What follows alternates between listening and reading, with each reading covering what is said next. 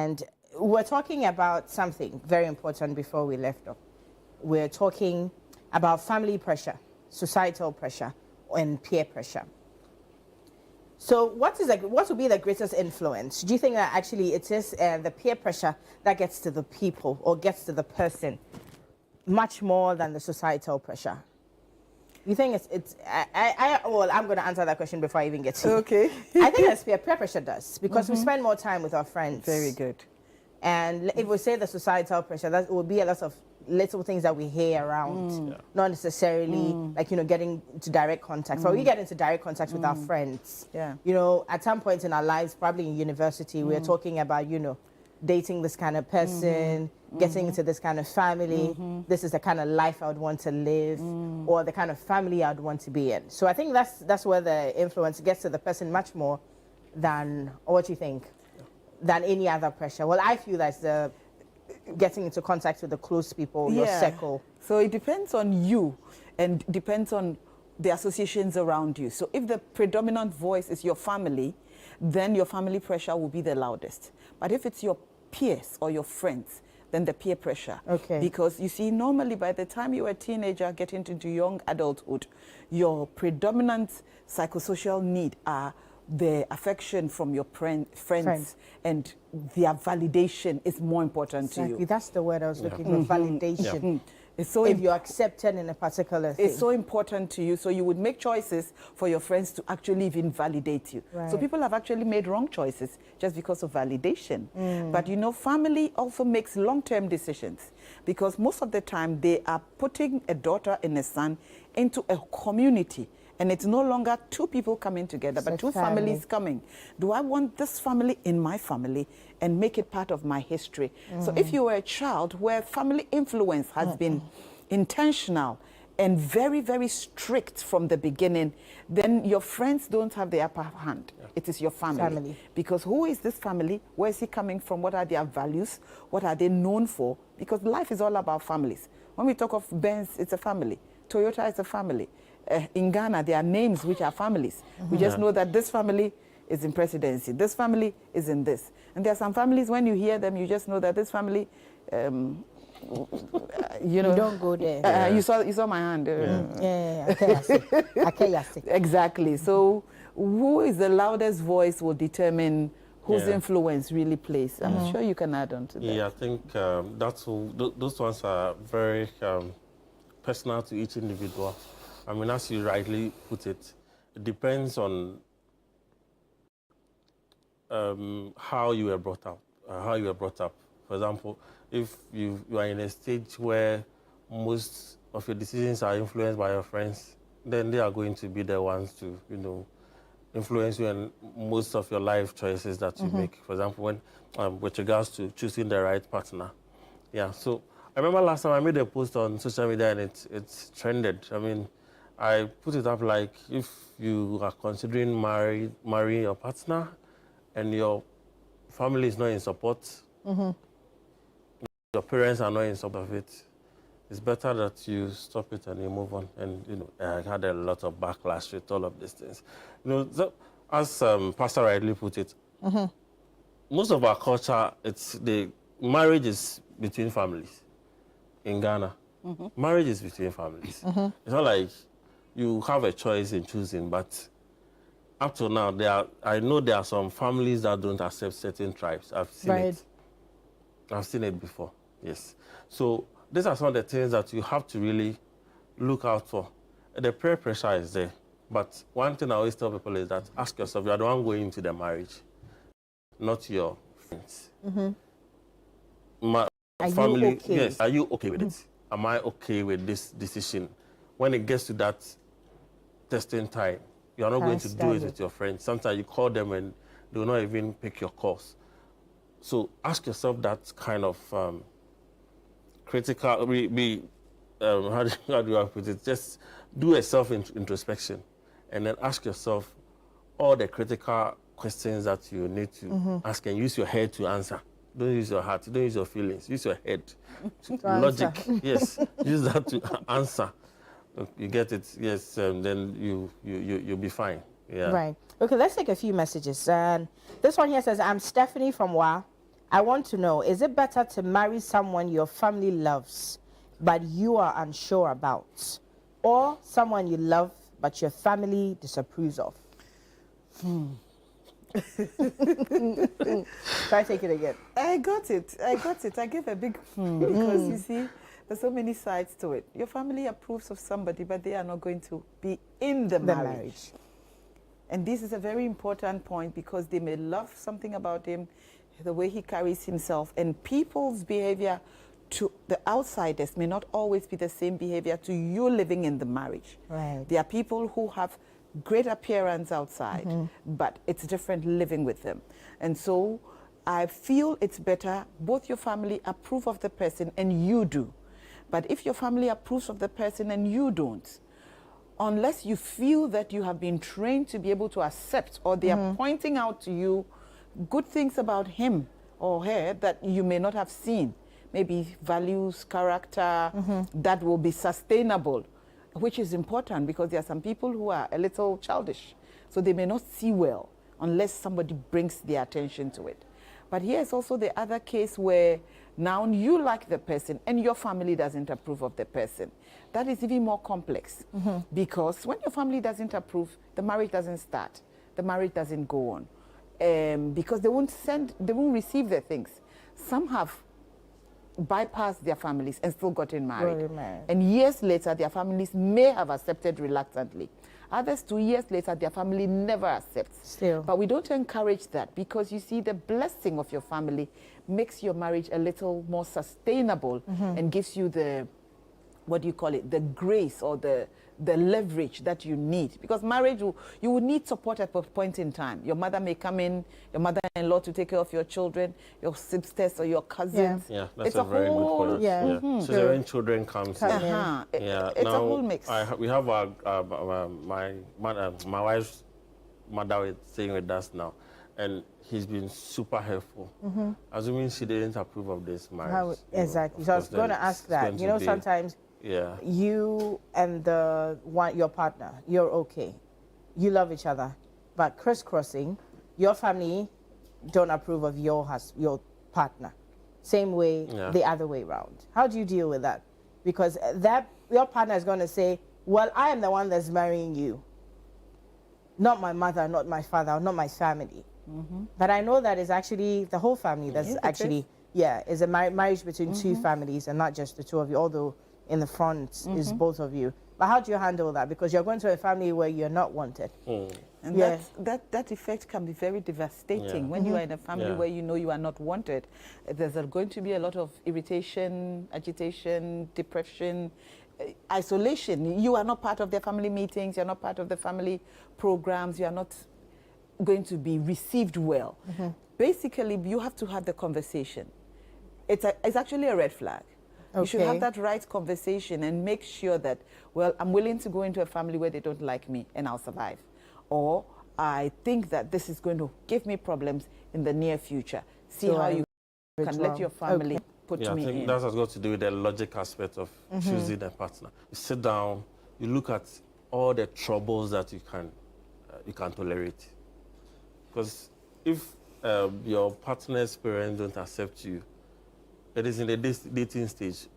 At one point in time when you are dating, he will take you home. Once he takes you home, and she takes you home, and they make it clear to you that we don't want you. What if they don't make it clear, but you can tell from their body language? Probably you're not the one. You're not seeing it properly. They are part of it. I mean, if they don't say it, but their body language when it gets to that time, you will know. You know. Oh, and when I visited you, hey, I didn't like the reception. Is everything okay? They say, I had a conversation with my friend. It seems that they don't like you. So those are some of the things. Marriage is there are a lot of troubles in it. There are what if your partner says, there are a lot of problems. But sometimes, if you are lucky enough for the problem to come before you enter into it, then you have to use your head and then think critically about it. You like the head. I like the head. Think critically about it, whether you can handle it. If you can handle it, that's fine. What if they change along the line? Or you never know until you get into it? Yeah, you never know until you get into it. But there are one or two people who have waited down. It's not coming. But at the long run, the parents give in and probably they marry. So if you are not willing to risk that, then, but is it even worth it? You know, is it that you have time that probably you may want to have children at this kind of at this stage or that? Yeah, is it something that for... is it a trouble that you want to carry on yourself? If it's something that you can handle, good, fair enough.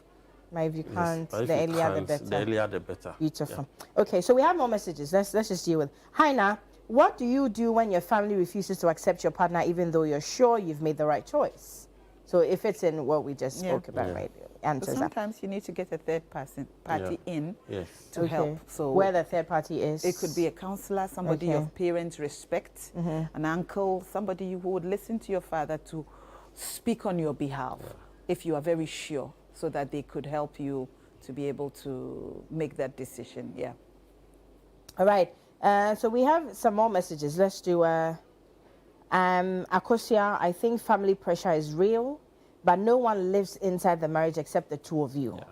So choose wisely for your own peace, not just their approval. And I agree. I agree. I agree too. Yes, I agree. Yes, I it's agree. just the two of you. It's just the two of So you. if they're going to choose for you, you choose your own peace. You choose your own peace, yeah. Because if I'm not going to be able to sleep at night because of you, who born dog in this? But you see, we can also look at it from a reverse. Unless you trust the people making the choice for you so much. 30 years ago, people were choosing for people, and their marriages have lasted very well because they made the choice based on critical values. Critical values, character, home, training, upbringing. So we could vouch that this person will be able to help you along the journey. Right. They had studied you. So what you are now going to study in the person, it's been done for you. It's been done for you. But what you saw is not what I want. That is the point now. What I want versus what you saw. Now, what I want, is it also very sustainable? Because a lot of the things we actually want. But it's my wants. Or not. Your wants are good. But my wants are your wants the most important things? Well, that's a good question. So more messages. Let's get into that. My parents always told me marriage isn't just about two people, but it's about two families. I didn't believe it until after I got married. Yes, as I said earlier on, there are some responsibilities. If you have your extended families help you, it's luxury. Yeah. It is. I can attest to that. It is. I know, right? It is luxury. You know, when your just mother-in-law comes around, you know, should you even allow your wife to cook and all of that? I mean, you don't have who. I mean, they take away a lot of, you know. Sure. When children are when you have babies at home, toddlers, they can disturb you.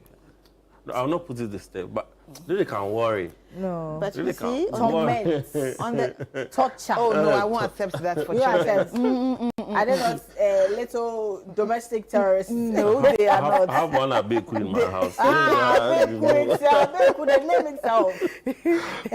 They are the ones who bring joy. And they are the ones who test your tenacity. Yes. If you can adapt to domestic situations. Yes. But I was just going to add to the topic about families. You see, thank God for your mother-in-law who is excellent. But there are some in-laws that are... Mine is excellent as well. I'm glad to have that. There are some in-laws that are not too good. There are people who have stressed themselves just because a mother-in-law came in and then actually broke their marriage down because she's very petty. She wants things a particular way. She's brainwashed. She's moved in. She brainwashes her daughter, and things must be done this particular way. But you could be a couple where you understand each other. You have your own flow. We've talked about how we want to live our life. Your mother-in-law comes in with her own ideologies and imposes. That's my child. That's my child. I want it my way. I want it this way. So basically, it's important for us to understand, like I said, who we are, what we want, back to what you said we want, but which is more important and which is sustainable for the length of marriage, which could be 50 plus 60 years. Okay, so there's still more messages coming through. And I think it all comes with open communication, sharing information, ideas and then trying to feel free while being transparent is very important. Yeah. The problem is that a lot of people are in a hurry to get married. We see that lately. Yeah. Yeah. A lot of people are very much in a hurry to get married. Where is the rush? If you don't take your time to study the person, you will go and crash. I like this one. This one is rhyme. It's rhyming. Yeah. But Rhyming. the truth is, how long can you study somebody? People can pretend for 10 years. I would say, oh yes, very, very important. We could be dating very well for 10 years down the line. I know a couple who dated for 10 years and divorced after 6 months. Oh. You know why? The key factors that play out in marriage usually don't play out in a relationship. Okay. If you're, for example, in a Christian marriage where you don't have intimacy and you were dating, it didn't come into play. Where you were not taking care of providing finance, it didn't come into play. It was just communication, what I asked and what you told me. And if you spend the time in, I love you, what did you miss me for? And you didn't What ask food the did you eat? right... Have you eaten? and you Did you didn't go ask, to work today? you didn't ask the right questions. You didn't press the right buttons. What are the things that trigger your partner for him to bring out the negative aspect of him? There are some people who look excellent until you trigger them because they may have childhood traumas or they may have things that they don't like and you don't know they don't like it. I don't like unfairness. I just don't like it. So if you are being unfair to me in any way, I may react without even realizing. It's a subconscious behavior. So many people miss it in the pre-marital state or pre-counseling state or choosing stage because they miss asking the key questions, the vital informations that will help them make the necessary decisions. Right. They make decisions based on what they see, what they feel, what they think, what they have heard, without testing the right buttons to make sure that we get what we really want or what we really need to keep that journey forever. Okay, so we still have it. Some people are comfortable getting intimate with their partners, but they are shy to ask the necessary questions. Before getting into marriage, you need to discuss critical things with your partner to identify whether he or she is right for you. And this is coming from Raymond in Botiano. Yeah. Okay, more messages like, I'm liking this. Yeah, the vibe. I like the I vibe. like the vibe. Good evening. Would you advise me to marry a married man who has 3 kids already, or marry a single guy who has a child but is not faithful and he makes his unfaithfulness known? As a This married is man, Edith in faithful. Kumasi. As a Yeah, married man, yeah. faithful. No. I- Would you I- advise me to marry a married man who has 3 kids already, or marry a single guy who has a child but is not faithful, right? He's very unfaithful, and he makes his unfaithfulness known. I'm not married. I don't I'm get the a child. question. I'm not getting Are the you sure? question. Okay. I mean, So so, the I question mean, is, so a married man. Yes. Is the man divorced or No. something? Like, is No, he still in a well, marriage? he's still married. As in, like, he's going to So be the let's say second wife. second wife. Okay. He has Okay, I 3 get kids. it now. Would you I get it now. advise that she marries someone who has 3 kids? She's married, so she's going to be a second wife, or marry a man who has just 1 child, not married, very unfaithful, and he makes sure that he slaps the unfaithfulness in your face. Sorry, the pastor is Oh, at this point, you see, she has asked a question which I would say she knows her answer. Many times when people ask such questions, they know their answers. Somebody who is married with his own children has responsibilities. Okay. Now, if the person asking the question has the same values that I have as a pastor, we will give similar answers, because as a pastor, I'll say no. If I wasn't a pastor, by virtue of my faith, I would also say no, because I will not break somebody's home and expect my home to be built. So you're going to a married man to be his second wife or third wife, and you want to make sure that you now will get the same attention. No. As the first one, Because okay. remember, he has responsibilities already. So you are going to be an extra burden or extra responsibility. Did she So say actually, very- it works probably if the person is a Muslim or something. I know they are allowed to marry for. then Or right. if the So that's- person well, that's is what not she even stated, that a according to Muslim faith. or Yeah. customary, you can marry many So wives. that's why your faith is so key. that's where the faith is key. So if it works with the faith, and then she shares the same values with the man, why not? I mean, So she's okay to be second wife to. I mean, if she says the same values, I mean, if her faith allows her. So, But if it's so a Muslim, so she knows her answer. She knows. yes, she knows. She knows Yes, her she knows. answer. So if it's a Muslim, I mean, I can't, they Okay, can what if marry she up to doesn't? 4. If she doesn't, then, well, we will tell her that one, she should check her value system and what she needs. Then, in addition, we also want the second one who he's obviously cheating, and you know he's cheating, Yeah. and you still are going into it. It means that you are going to be aware of potential problems that are going to come in that relationship. So I am walking into a trap. I know it's a trap. So don't come and complain tomorrow that the guy is cheating. Okay, there are more questions. Please, good evening. My question is in a relationship, what are the things you should look before spending on women? What are you looking out for? Well, question is, in a relationship, what are the things you should look out for before you spend? Before at the end of the day you say, I don't waste my cash. So what do you want? Are you looking for a woman to lay her back down for you to have fun with her? Are you looking for a woman who is going to be a potential wife for you? Are you looking for a woman who will complement your needs? These are the things you are looking out for. So what do you want to spend money on that woman for? Right. In Uganda, we were taught that marriage is about submissiveness from women. And the man should be left to lead. What do you think? So the women are supposed to be submissive, and then the men are just supposed to lead. It works in different cultures. I mean, it depends on, you know, I'm a Christian, and the Bible also, you know, in one way or the other, it tells wives to be submissive to their husband. But I don't see that submissive as being, you know, the man being controlling. No, yes, sir, master, no. I mean, it's vice versa. Okay. If I love you, the Bible commands husbands to love. If I love you, I don't mind watching your. I don't mind, you know, supporting you in your vulnerability and all of that. We have to see the love as even a bigger responsibility than because if I cannot love you without being submissive to you at one point. I like this quotation from Professor Piñado. He said, in loving your wife, you submit. And in submitting to your husband, you love him. You love. I mean, so it goes one way. Hand in hand. Yes, hand in hand, you know, so. Okay, so we'll take a final message. Yes, I was once a victim. The man's family did not like me, but I had my husband supporting me strongly because he was behind me. They did not succeed. That's just like an add-on to what we're talking about if your in-laws are not liking you. So I'm in a relationship with a young lady of my choice, but my pastor is becoming a thorn in my flesh through my family. He has convinced them to dislike her for no reason. Should I ignore their view and go on? Please, any advice? This is Ima from Nkoko. Please, Pastor. Pastor, straight to you. Oh, my God. Well, this is a very delicate question. Our pastors play spiritual covering over our lives.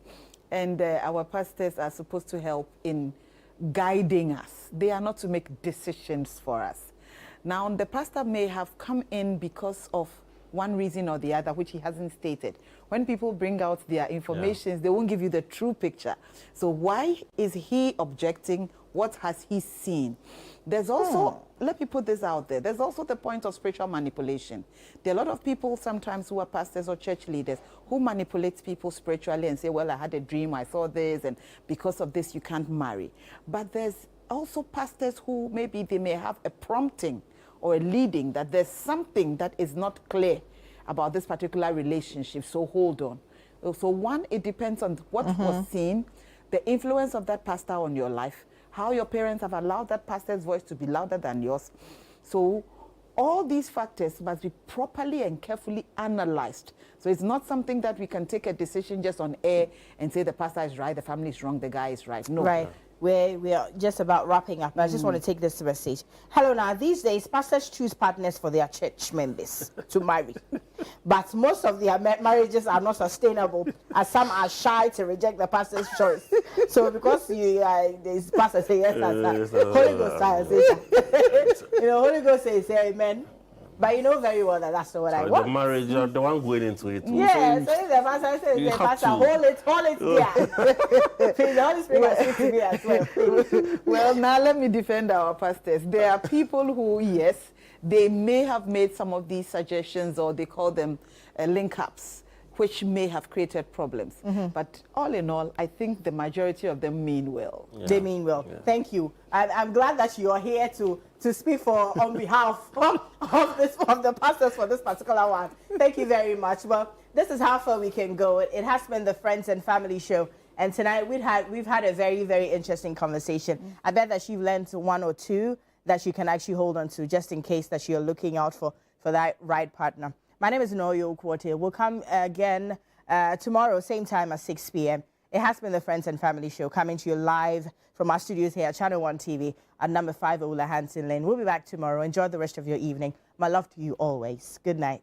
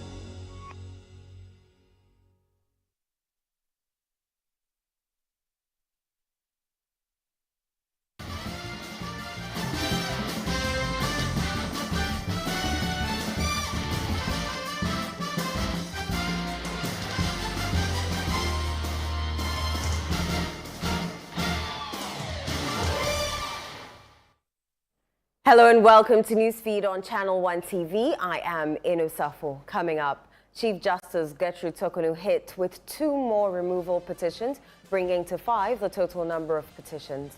Also coming up, Minority condemns dismissal of Tamale Teaching Hospital CEO, describing it as unlawful. Coming up in business, crude oil revenue likely to take a hit amidst oil price plunge. And later in sports, Asante Kotoko interim coach Abdul Karim Zito vows to revive title chase in Ghana Premier League. Details of our stories now. The Office of the President has received 2 new petitions seeking the removal of Chief Justice Gertrude Araba Isaba Saki Tokonu from office, intensifying an already high-stakes judicial controversy. These latest petitions, whose authors remain unnamed, bring the total number of removal petitions against the Chief Justice to 5. The first 3 were submitted by separate individuals on February 14 and March 17, 2025, while the contents of all 5 petitions remain confidential in accordance with Article 146 of the 1992 Constitution. Sources close to the matter say they cite allegations of misconduct and abuse of power. This escalation follows the formal suspension of the Chief Justice on Tuesday by President John Dramani Mahama after a prima facie case was established by a committee set up to examine the initial 3 petitions. The President's action, taken in consultation with the Council of State and in line with Article 1466 of the Constitution, has triggered widespread national debate about judicial independence and the potential politicization of constitutional processes. Now, former Deputy Attorney General Alfred Tuayeboah has sharply criticized the Council of State's recommendation that led to the suspension of Chief Justice Gertrude Tokonu, describing the advice as very poisonous. In an interview on the Channel 1 newsroom, Tuayeboah expressed concerns about both the necessity and broader implications of the Council's recommendation, warning that it could have far-reaching effects on the independence of the judiciary. If you take the CPJ out and you want to advise for her suspension, the Council of State needs to tread very cautiously because whatever decision that they take has far-reaching consequences so far as judicial independence in Ghana is concerned. And that's why I've stated elsewhere that the decision of the Council of State is very poisonous, it's very acidic, and it has future consequences that are so dire when it comes to Ghana's democracy. Former New Patriotic Party parliamentary candidate for Adentan, Akusiamenu, has expressed grave concern over what she describes as a deliberate and broader political agenda masked by the suspension of Chief Justice Gertrude Arabaisa-Basaki Tokonu. Speaking on Channel 1 TV's Breakfast Daily, Menu alleged that the Chief Justice's removal is not an isolated event, but the first in a series of moves to restructure Ghana's judicial system to serve political interests. So what he's saying is not that it is even her as a target per se. It's just the first domino effect on what they plan to do, which is the reset. And she's not ultimately the target, nor is EC the target. The EC will be a casualty, but ultimately it's the Supreme Court judges. So if they are standing by, folding their arms and saying that, oh, even the woman cry, she's not my friend like that, so let the chips fall where they may. They are coming for you. They will come for you. They will replace them with their own people because they believe that the people there will not do their bidding. Justice will be subverted. The conscience of this country can never live down what is happening today. Very well. So if the justification for him today is that Charlotte Osei and other things that happen is the reason why we cannot ignore a certain petition on the CJ. Allow us to also see what went into the petition. Still on the matter, Deputy Attorney General and Minister for Justice, Dr. Justice Srim Sai, has defended the recent suspension of Chief Justice Gertrude Tokonu, stating that no constitutional provision prohibits the President from taking action while a matter is pending before the Supreme Court. This follows criticism from former Member of Parliament and private legal practitioner Samuel Atachia, who described the suspension as unconstitutional and possibly contemptuous of the Supreme Court. Atachia pointed to an interlocutory injunction application filed by the MP for Old Tafo, Vincent Ekawasefua, which is yet to be determined. Speaking on the City Breakfast Show, Dr. Srim Sai explained that public officials must balance competing interests and cannot be expected to hold all decisions simply because a legal challenge has been initiated. There's no law which says that the president, should stop performing a constitutional function. Not just the president. There's no law which says that any public official should stop performing a public duty merely because someone has gone to court or has raised objection to how the duty or whether the duty is performed. So there's no basis for that as far as the Constitution is concerned. And you see, when people make such assertions, what you forget is that when you're a public officer, you are balancing interests, okay? So if the president says that I will not proceed with what, and I'll wait for a court decision to be made, right? The other side is that there's someone or a group of people who are aggrieved and have adopted a constitutionally required process for a particular outcome. So that is why the law does not, require any person to stop performing a public duty merely because someone is aggrieved. The Minority Health Caucus in Parliament has strongly condemned the dismissal of the Chief Executive Officer of the Tamale Teaching Hospital, Dr. Adam Atiku, labeling the Health Minister's action as illegal, emotionally driven, and a blatant breach of administrative and constitutional protocols. This comes after President John Dramani Mahama on Tuesday dismissed Dr. Atiku following reports of alleged negligence. Reacting to this in a statement, the caucus argued that the decision publicly announced by the Health Minister, Kwabena Mintah-Kando, during a recent visit to the hospital was executed without due process, flouting key provisions of the Ghana Health Service and Teaching Hospitals Act. The minority is accusing the minister of acting in an authoritarian manner, particularly after he allegedly stated that the appointing authority owes nobody any explanation. The Doctors Association of Tamale Teaching Hospital has expressed grave concern over what it describes as the misrepresentation of facts and wrongful vilification of one of its members following a recent incident at the hospital's accident and emergency department. The incident occurred during a surprise visit by the Minister for Health, Kwabena Kando. In a statement, the association clarified that their colleague who was engaged in a discussion with the minister regarding the management of a referred patient was merely explaining the patient's condition and the challenges encountered. Here are excerpts of the statement. We would like to state that our colleague has worked tirelessly to support patient care at the Accident and Emergency Center and has always discharged his duties professionally and diligently.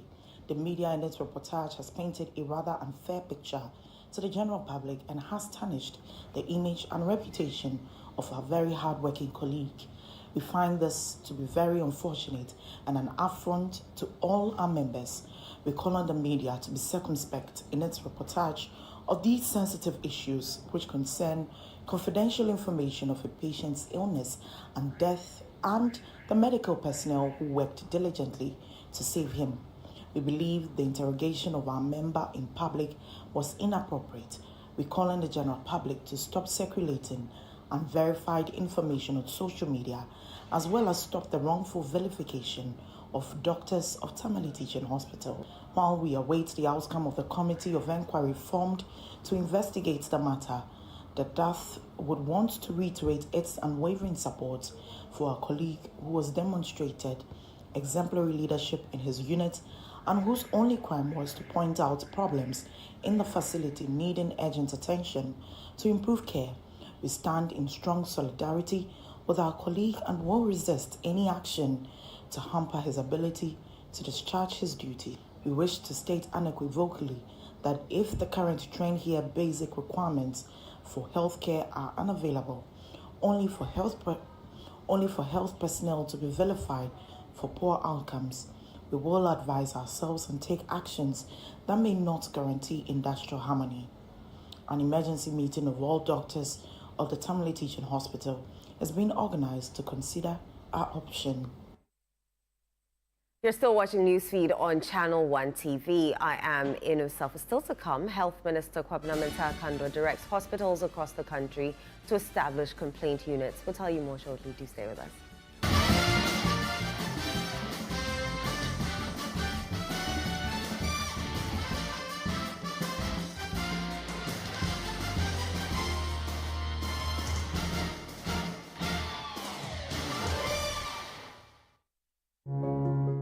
Every day, people have money emergencies. Ma, I need my school fees emergency. Mommy, chop money emergency. Emergency. Catch it. I'm the rent emergency. Now, there's a new emergency number in town. More money, challenge and enjoyment. At the top life we got. Dial star 770 hash for all your money emergencies and chop life. Dial star 770 hash for money emergencies and get easy and quick access to your money, loans, and other banking needs. EcoBank, the Pan-African Bank.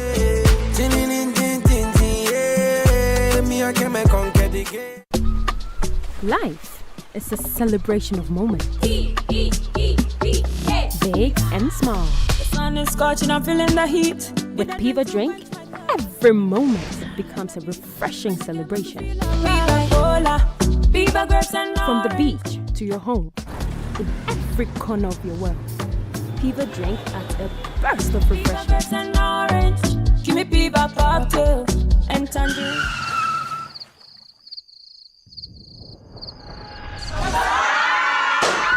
Celebrate every moment with Piva Drink. Refreshment for every occasion. Piva Drink, a taste you will love. P for Piva. This advert is FDA approved.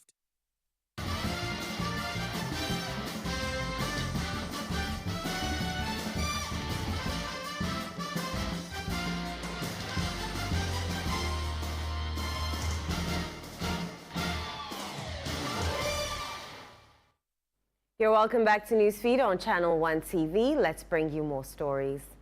The Health Minister, Kwabena Kando, has directed hospitals across the country to establish complaint units to enable patients lodge complaints and seek clarification during their visits for medical care. He disclosed this during an unannounced visit to the Tamale Teaching Hospital yesterday to assess challenges in healthcare delivery. The minister directed the hospital to set up the unit immediately, warning that failure to comply would compel the ministry to intervene. Also very dear to my heart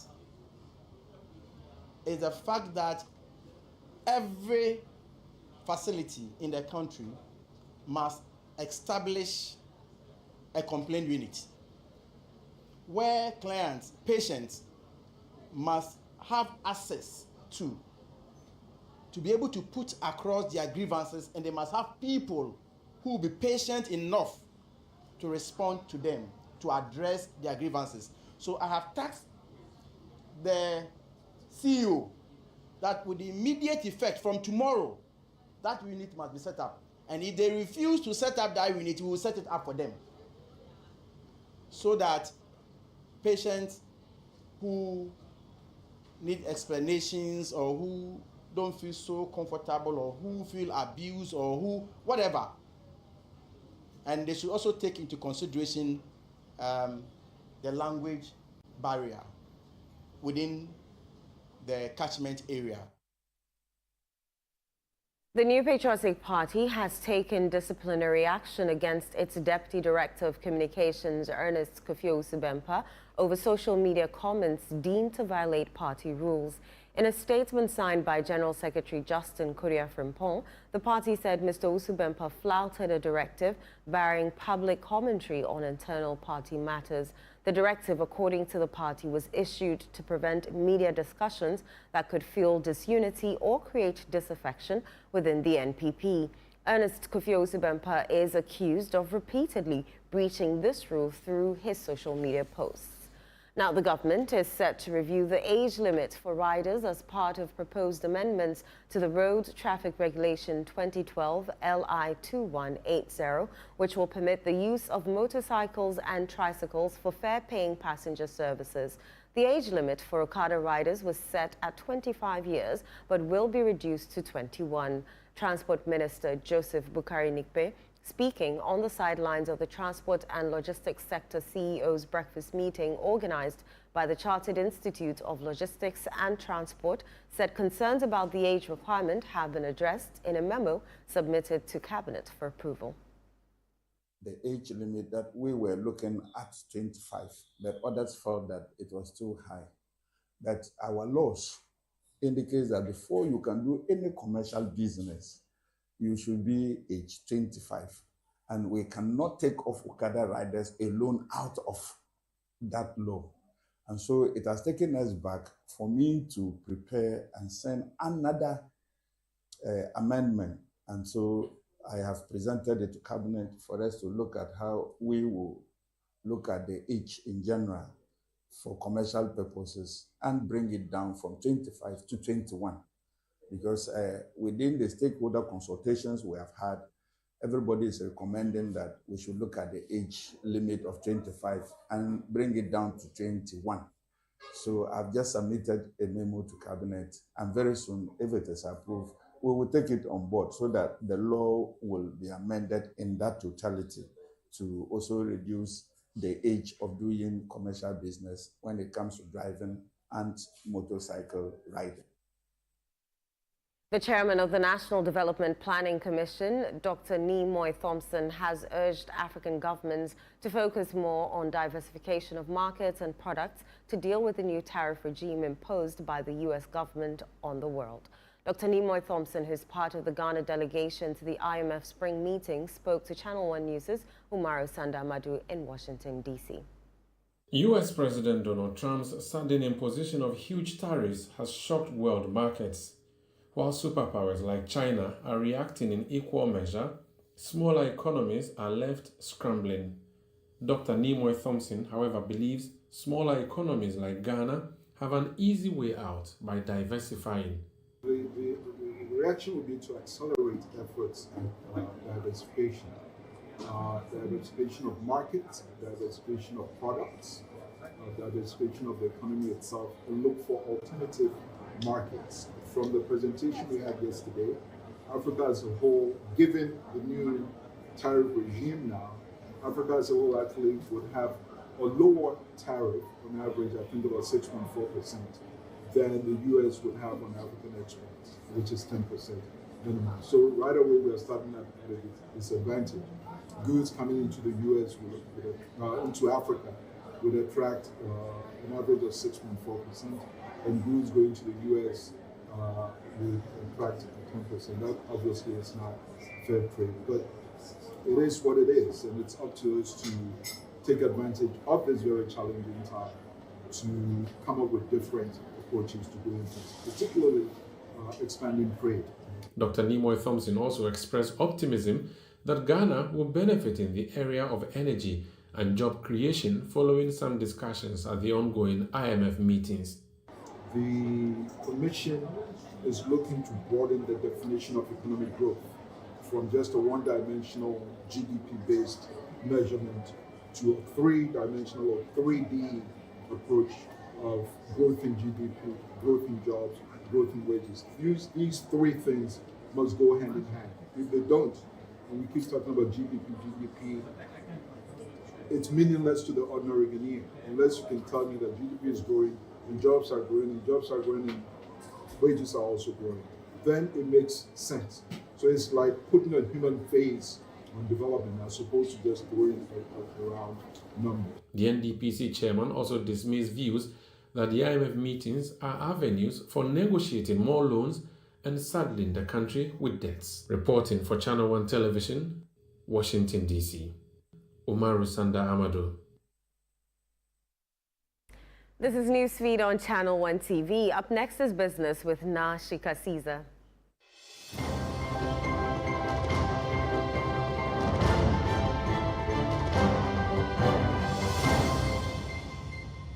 How are you doing now? I'm good, Edo. How are you I'm doing? very well, thank you. Tell us what's happening in the world of business. The recent plunge in crude oil prices on the international market may offer short-term relief at the fuel pumps, but it poses a significant threat to Ghana's revenue projections, a development that could put the managers of the country's purse on edge. In 2025 budget, the government is banking on over $1 billion in revenue from crude oil exports based on a benchmark price of $74 per barrel.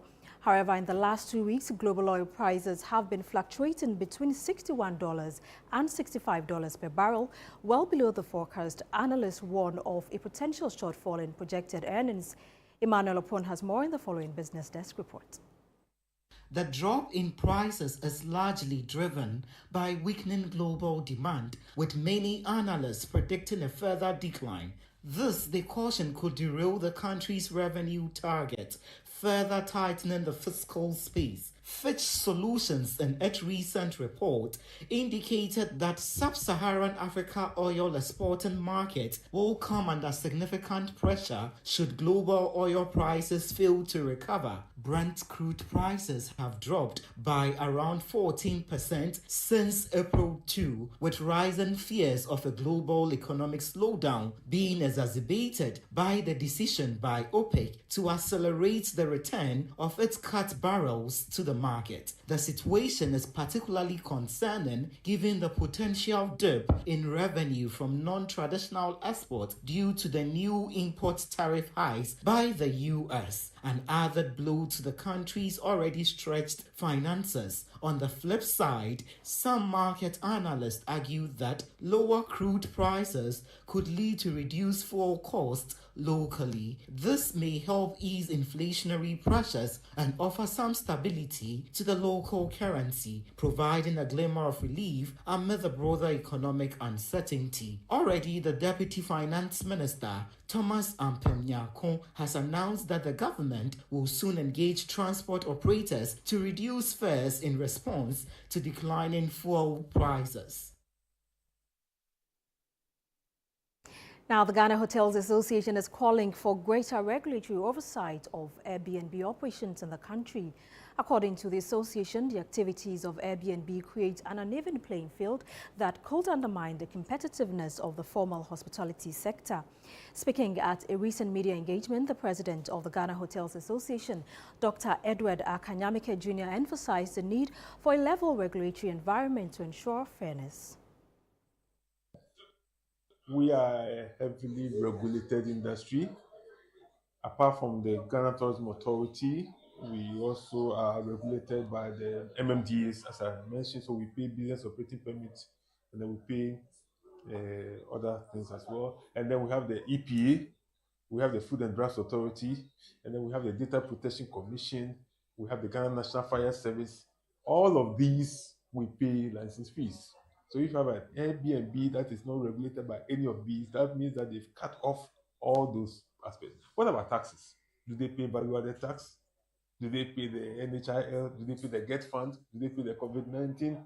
If they're not paying all these, then that means they are creating an unfair environment. Okay, because in their cost build-up and in setting their rates, they are not considering some of these things. We do. Okay, and we will turn around and say the hotels are expensive and they are providing cheaper source of accommodation. And that's it for business. I am Nashika Caesar.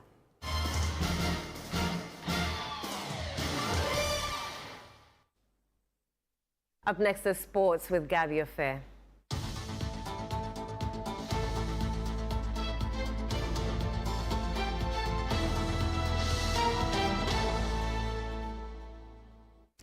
The interim coach of Asante Kotoko has a lot, packed out for him as he takes over. Yeah, right? Yeah. I don't envy him at all.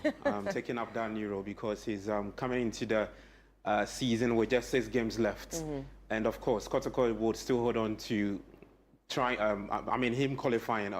Winning the title. Winning the title. Yes, because the coach they sacked, they thought that he would have won the title because he won the previous one, 2021-2022 season. But I've heard a lot of factors that led to the top hierarchy deciding to part ways with Ogo.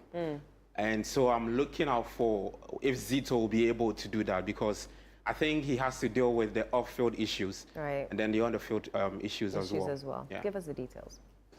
We start off from Kumasi, and Kotoko's interim coach Abdul Karim Zito has vowed to fight for the Ghana Premier League title despite the team slipping to 4th place after a series of lackluster performances. Now, with 6 games remaining, Zito aims to secure all 18 available points, starting with his first game in charge against the DNFC on Sunday, April 27. We have 2 types of psychologists. We have the sports one, we have the normal one. So since I'm a sports one, I go with the sports one. And this is what we are going to do. Yesterday we test their energy. We saw that it is down. So it is up to us to raise it, make them our boys, make them our friends, so that we can achieve. So taking the decision, even this morning I won't mention him, one call to ask me, why do you train in that bush? It tells you the family outside are concerned.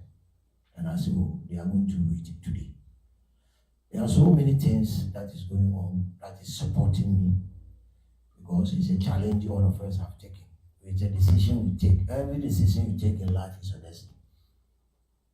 Every decision you take in life is your destiny. So if it is my destiny, I have to fight for it. And we are going to do our best. We told them it's not over until it's over. Though we are languishing at the 4th position, 6 matches, 18 points can do something. And among the 18, we might meet some of the club at the top. So let's play. Until it is over, it is not over. Let's take it to the Premier League, and Manchester City manager Pep Guardiola insists their Champions League hopes remain in their own hands after their win over Aston Villa last night. Now, the citizens who failed to defend their Premier League crown after an unprecedented run of 4 consecutive titles are now battling just to stay in the top 5, and Guardiola believes the remaining fixtures will determine their fate. And focusing the last 4 games, so important is we have in our hands. If we win the 3-4 games, we'll be there. No, we won't. I am in the side of the people. So I'm a supporter for Manchester City as well. I don't have to pay the tickets, but I understand is with the feeling. I said in the previous ones, the clubs are alive when they have disagree or agree or whatever with the club, they can express and the club will listen to arrive in agreement. So I'm not saying who I am to say that is right or wrong. So every time when I go to a theater or go to a cinema or a concert, I pay the ticket and I wanna see something that I like. It's the same. So of course we want them yes or yes here and full estate in Maritime. But the club is open, I'm pretty sure, because I know the club, that when they are in disagreement, we're not that subject in any subject. That's why the club is always alive.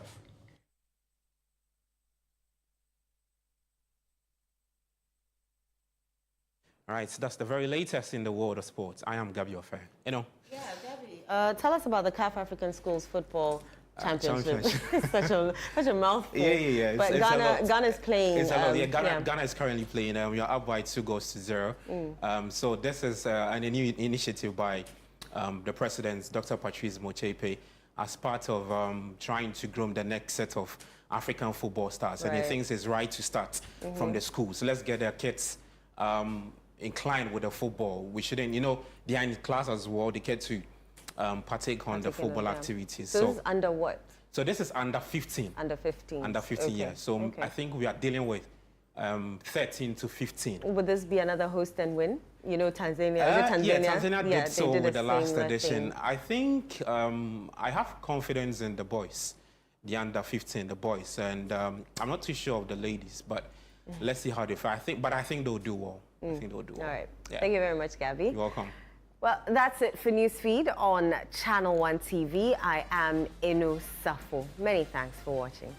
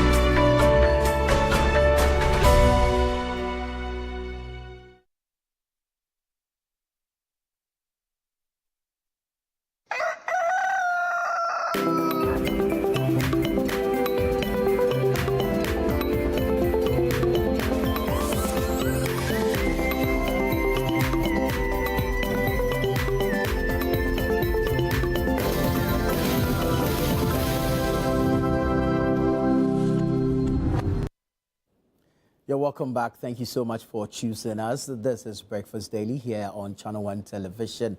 We're going into the news review segment where we get to have a conversation regarding some of the topical issues that have made it to the front pages or even into the dailies, as well as some web portals. This morning, I have in studio with me two gentlemen and a lady. I'll do a quick introduction and then we get into the conversation. Michael Kosi Dede is a member of the Convention about People's Party. Good morning, sir. Good morning. Good to have you. Good to have you. Akosua Menu is here. She was the NPP's parliamentary candidate for the Adentan constituency in the 2024 elections. Akosua, good morning. Good morning. Good to have you. Good to see you. And then we have Hamza Suini, who is a member of the National Democratic Congress, NDC's communications team. Good morning, Hamza. Good morning, my brother. First time here? Yes, I think so. Thanks for having me. Good to have you. Good to have you. So the big one has to do with the suspension of the CJ. 3 petitions to the president, same sent to the Council of States in accordance with the Constitution. CJ has had the opportunity to respond, but subsequently she has been suspended. A committee has been set up, giving us, of course, the impression that the prima facie case has been established against her. I'll start with you, Kosi. This suspension of the CJ, or even the petitions to have her removed, and how it has traveled so far, and then we've seen the reaction of the minority and the NPP to it. There's arguments that this is an affront to the independence of the judiciary. Would you share same? Okay. The question I would like to ask is there a constitutional provision for the removal of the CJ? There is. Yes, there is. There is even a constitutional process for removing the president of the state. Yeah. So for me, as long as we have not violated any provisions of the Constitution or any process in challenging the office of the CJ, I don't think there's anything wrong with it. I mean, some people say this is the very first time. Yes, there's a first time for everything. And there's a good reason why there's a provision made in the Constitution for the removal of the that CJ. impression I don't think is correct. I think so in our history, one CJ has been removed. I mean, that was early independence, early independence. But I mean, in the Fourth Republic, it hasn't happened. Sure. So a lot of people are saying, look, we shouldn't walk that path. But the problem is, if there's a provision for the removal, there's good reason why that provision was put in the Constitution. And it's not been put there for ornamental purposes. There's a good reason. So if there's justification, there should be nothing wrong with the removal of a CJ. For me, that's my simple position on this matter. Very well, very well. Hamza? Yes, sir. Removal of CJ, suspension so far, committee set up. Bafo Boni, now acting CJ. Good morning to you, of course, and my colleagues in the studio, and our cherished viewers out there. Like Senior Comrade indicated, you see, we are dealing with the Constitution of the Republic of Ghana. That Constitution was not written by the National Democratic Congress. That Constitution was not written by the Convention People's Party. Neither was it written by the New Patriotic Party or any political party for that matter. It was a Constitution written and promulgated by the good people of this country. And so, and in it, the people decided to determine how to structure their government and how to go about the administration of states as far as our democracy is concerned. And like he clearly stated, the provisions in the Constitution are not meant to be opened from time to time, admired and closed. The whole objective is simply to make our constitutional provisions operational. And for me, to the extent that leadership or the executive or the legislature or that of the judiciary pursues this path of ensuring that our constitutional provisions are operational, I do not have any problem or whatsoever with it, provided it is done in tandem with the laws of our country.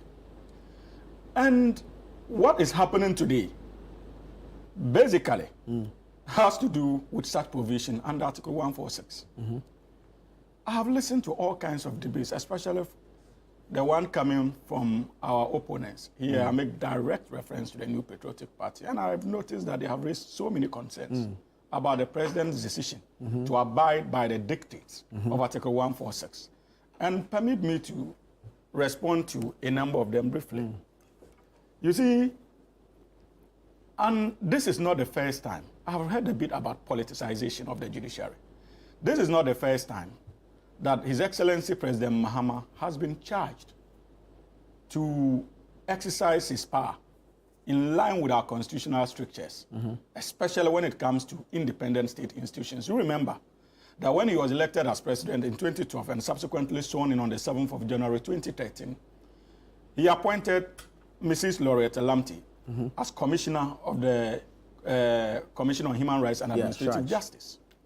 Not long after, the NPP MPs and another influential person, I think Richard Noama, filed a petition based on the same constitutional strictures, demanding President Mahama to subject Mrs. Laureata to an investigation, largely because of issues that they considered then to be an affront to the laws of our country. His Excellency President Mahama received the petition, proceeded to act in line with that petition as enshrined in our Constitution. Subsequently, a committee was set up under his presidency that eventually led to the removal from office of Mrs. Laureate Lamte. The NPP then did not raise issues about constitutional independence. Right. Because that same appointee was one appointed by President Mahama. And President Mahama was compelled under the laws of our country to fire her. Do you think that left to President Mahama alone, he would have been comfortable firing his own appointee in that manner? But these were the laws of our country that was in operation, and there was no way he could have intervened in that regard. Not long after, the NPP assumed office and decided, under very strange circumstances, to have our electoral commissioner removed from office.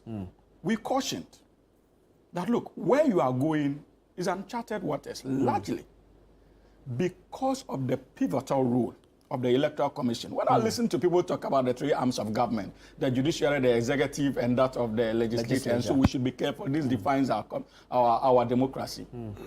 Clearly, they do not understand the role of the Electoral Commission. I have always argued that the Electoral Commission of our country is the trunk of our democracy. Like you have the trunk of a tree, and the three arms of government constitute the branches. So if you cut down the trunk, which is the Electoral Commission, you risk subjecting the three arms of government to ruins. And that's why many of us were concerned. But they never listened. They told the good people of this country that they were acting in line with our constitution and proceeded under bizarre circumstances to take out not only the Electoral Commissioner, but her deputies as well. They wiped the state clean. Right. And so this is their legacy. But today, we have President Mahama. This is not the first time the Chief Justice, Ghanaians decided to petition against the Chief Justice Tokono. Indeed, under the NPP administration, under Nana Addo Dankwa Akufo-Addo, a number of petitions went to the president seeking the removal of Justice Tokono. The president decided then that a prima facie case had not been established. Right. Today, upon assumption of office, President Mahama is also unfortunately faced with a situation where he has to deal with several other petitions against the same woman. Is it revenge? Not one. No, you see, but that's why I gave you the background. If there were already petitions flying against the same Chief Justice when President Mahama was not in office, why would you, by any stretch of imagination, conclude that because today President Mahama is president and there seems to be a continuum in terms of the petitions flying against the same woman, then the President Mahama and the NDC are out for revenge? Absolutely not. Right. So today we have not only one or two, but about three petitions against the woman. President Mahama has only acted in line with the dictates of Article 1466 and to some extent Article 1460, and has proceeded in conjunction with the Council of State to establish a prima facie case. And based on that, proceeded to suspend her in line with our constitutional dictates. I struggle to see why the MPP is so eager to politicize this issue. Even in the face of an active interlocutory injunction application in the Supreme Court. Is an interlocutory injunction the same as an injunction? Application for same, is it an injunction? But it's active. In any case, our laws are very clear. When it comes to the president exercising his administrative authorities, and not just the president alone, you simply cannot place an injunction on it. Even you know that as a matter of fact. His role is administrative. Right. You can imagine what will happen in this country if the courts are to open the floodgates where injunctions can be brought against administrative decisions or actions of the president. This country will not run. It is the same reason why you cannot interfere in the activities of Parliament, especially in the administrative decisions of the Speaker as well, when it is still ongoing before the House. So let us be careful and let us not buy into this false narrative of the New Patriotic Party that this is an act intended to sidestep the laws of our country. Indeed, this is actually an act intended to operationalize the provisions of our Constitution, and that is what it is. Akusu, let me come to you. The demands by the NPP and, of course, the minority in Parliament, if let me put it this way. Are you asking the president not to respect the mandate given to him by the Constitution? Because he is constitutionally bound to embark on this process once he has received these petitions. Good morning to your viewers and everybody here, my co-panelists. I'm meeting them for the first time. And the lovely mischief that Suhini wants to start the morning off with. But I think that I want to give some historical context. Very well. You did, right after Kosi's submission, say that we have, in Ghana's history, a CJ has been removed before. And then he clarified by saying that not after the 1992 Constitution was set up. So he's right. In 1960, Kwame Nkrumah took to remove the Chief Justice at the time because he believed that they had been complicit in letting go of the 3 top CPP leaders who he felt were behind the bomb, the bomb attack on his life. So remember, it was Terry Adamafio, Kofi Crab, and Akweje. And the Chief Justice at the time was Justice Akokosa. So he got rid of him, and Ghana suffered its first notorious case of the removal of a Chief Justice in 1960. Subsequently, right after that, we inched to a one-party state. And when we got there too, he said he had to replace him, right, ultimately. And he put in Sarkodie Ado in 1964. I'm putting the historical context because the understanding is that the first CJ, who was already there, didn't do his bidding by ensuring that the 3 were jailed. But they were acquitted. So he got rid of him by replacing him with Sarkodie Ado.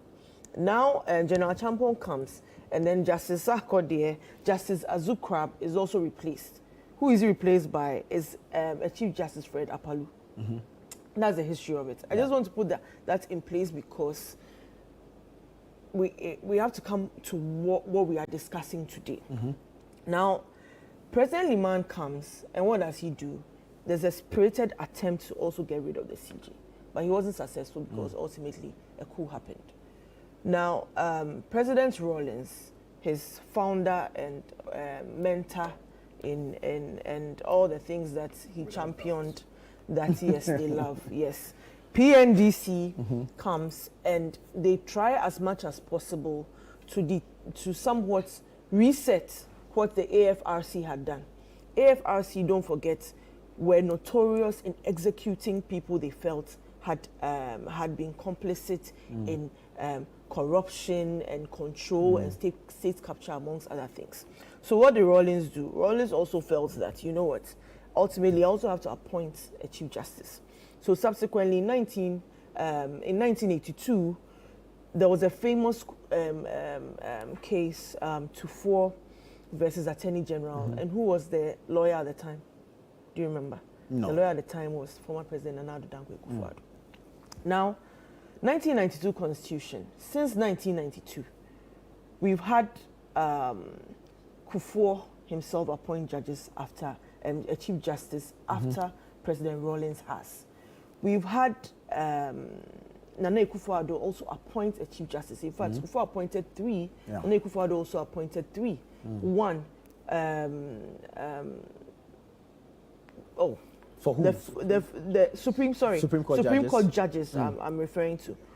Sophia Ekufu, Anan Eniniabua, sorry, who hit retirement. Once you hit 70, you have to go. You know this.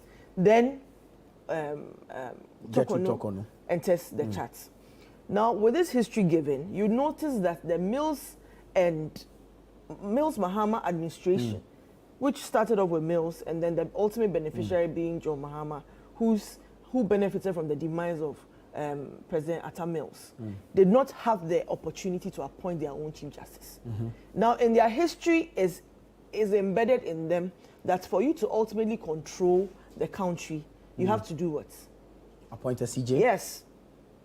Don't forget that. Is that practical? I've glossed over an important fact. In 1982, and when you go to the Supreme Court, you see that the bust of the lawyers, the High Court judges, and Major Akwa that are placed there. The lady Kranting Ado, you have our former General Secretary and 2024 Parliament presidential aspirant, Kwabena Jepong, whose father, Kojo Ejeyi Jepong, was murdered. Then you also have a third, Fred, I think, what's his name? It will come to me. So 3 of them killed. Right. Infamously killed. Why? Because it is assumed that they are the ones who are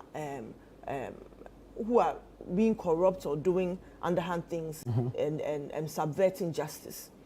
Why was this done? It was to put fear in the judiciary and judiciary officers. It was to make them timid. It's no different from what we've seen since they came to power, where you see a national security operative who subsequently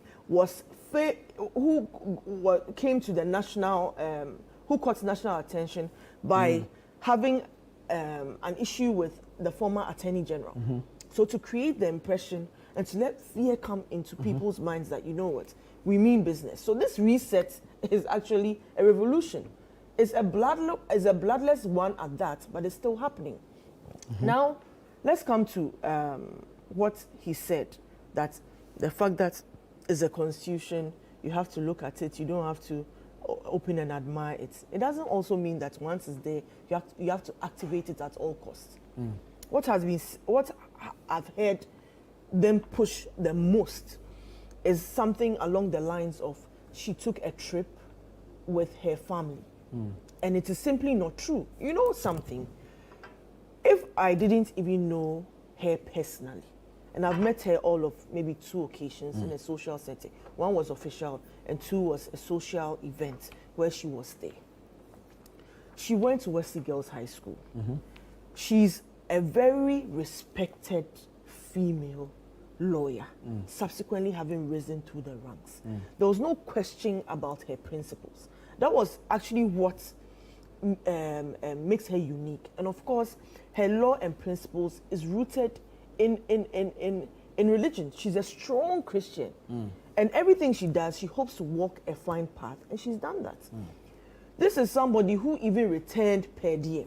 You want to tell us that she took her family, her husband, and her daughter on a trip. And you haven't even given. Confirmed. It is no, but it's. We haven't seen the petition. Listen, one of the things that we haven't seen the petition, but their spokespersons take to radio and TV outlets to paint this narrative that she went on a trip with their family and is against the rules and is against policy. First of all, there have been Supreme Court justices who were not married, but the provision was made that in the event that one is married, you get 1 free vacation that is paid for, and you get to go with your spouse or a relative. Is that a policy that she has to ignore just because she doesn't deserve it or something? No.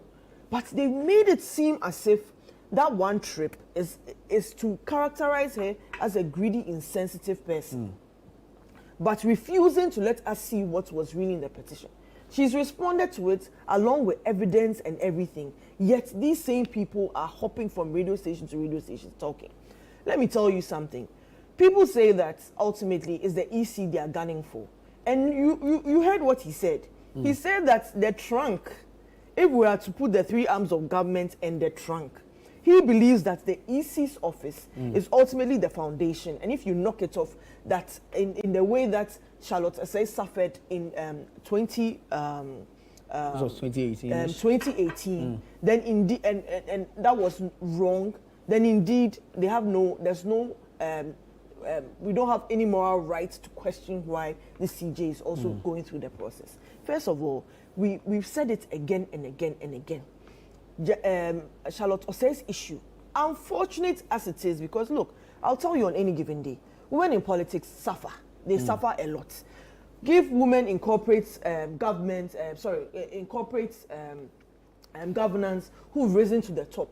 It is lonely at the top, and almost always your peers, be it male or female, often don't even get their support. Right. So what he's saying is not that it is even her as a target per se. It's just the first domino effect on what they plan to do, which is the reset.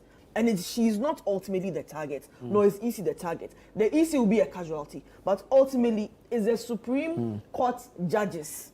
So if they are standing by, folding their arms and saying that, oh, even the woman cry, she's not my friend like that, so let the chips fall where they may. They are coming for you. They will come for you. They will replace them with their own people because they believe that the people there will not do their bidding. Justice will be subverted. The conscience of this country can never live down what is happening today. Very well. So if the justification for him today is that Charlotte Osei and other things that happened is the There's a reason why we cannot ignore a certain petition on the CJ. Allow us to also see what went into the petition, because all we have is snippets, and their own people with speaking notes hopping from radio station to radio That's what station. they are running with, but That's we've not what they seen are the running petition with. officially, We so I haven't mean, we seen it, can't, but we can't base she has a discussion on that. dutifully responded to it. But I'm saying, Which response also we have not seen. good, but I'm saying that this is somebody who can return per diem. Why do you want to tell us that she on a vacation? That's one of the things they said was mentioned. But I'm saying, and I'll repeat it, this is not a direct caught in the crosshairs, CJ and EC that are going to be the casualties. Supreme Court judges, they are coming for you. There are nooses around your neck. They will not do a bloody coup like in 1982. There's going to be a bloodless one. They are going to terminate your careers. They are going to throw you somewhere else that you not even want to show up, even to work. But they are coming for you. So this is the time to sit up. This is the time to do the right thing. Let's not be quiet. All these women groups and all these COSs have gone quiet because they feel that is MPP. It is easier to believe a lie told about MPP than it is to believe the truth about NDC. And this is them going back to their revolutionary roots, albeit a bloodless one. Thank you. Let me speak to Kosi on this seeming secrecy around the removal process. Okay, we haven't seen the petition.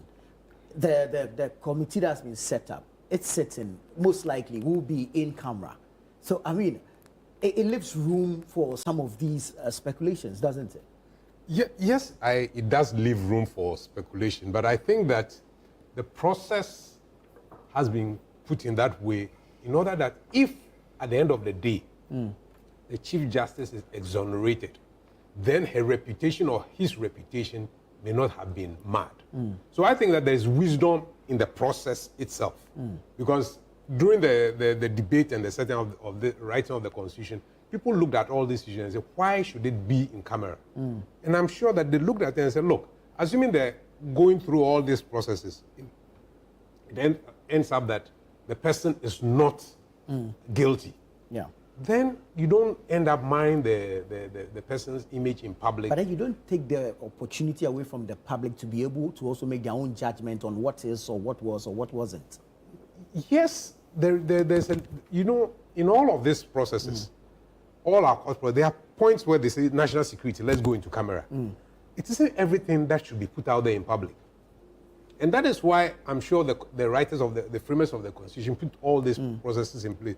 So I will not look at it and say, no, so it is time to put everything in public. Maybe we may get there where we say, look, let's put things in public. But it's important that we do not over-politicize. These issues are coming out because we are over-politicizing every single thing in this country. I agree. Without looking at issues of what does it bring to the people of this country. We are not putting people's interests first. We are now beginning to politicize every single thing in this country. So that when issues come up into public domain, the first thing we ask is, which political party is behind this? Let's also take a defensive position. Let's do this. So for me, I think it is important that we look at these issues very dispassionately and ask the relevant questions, which is, there's a provision in the Constitution.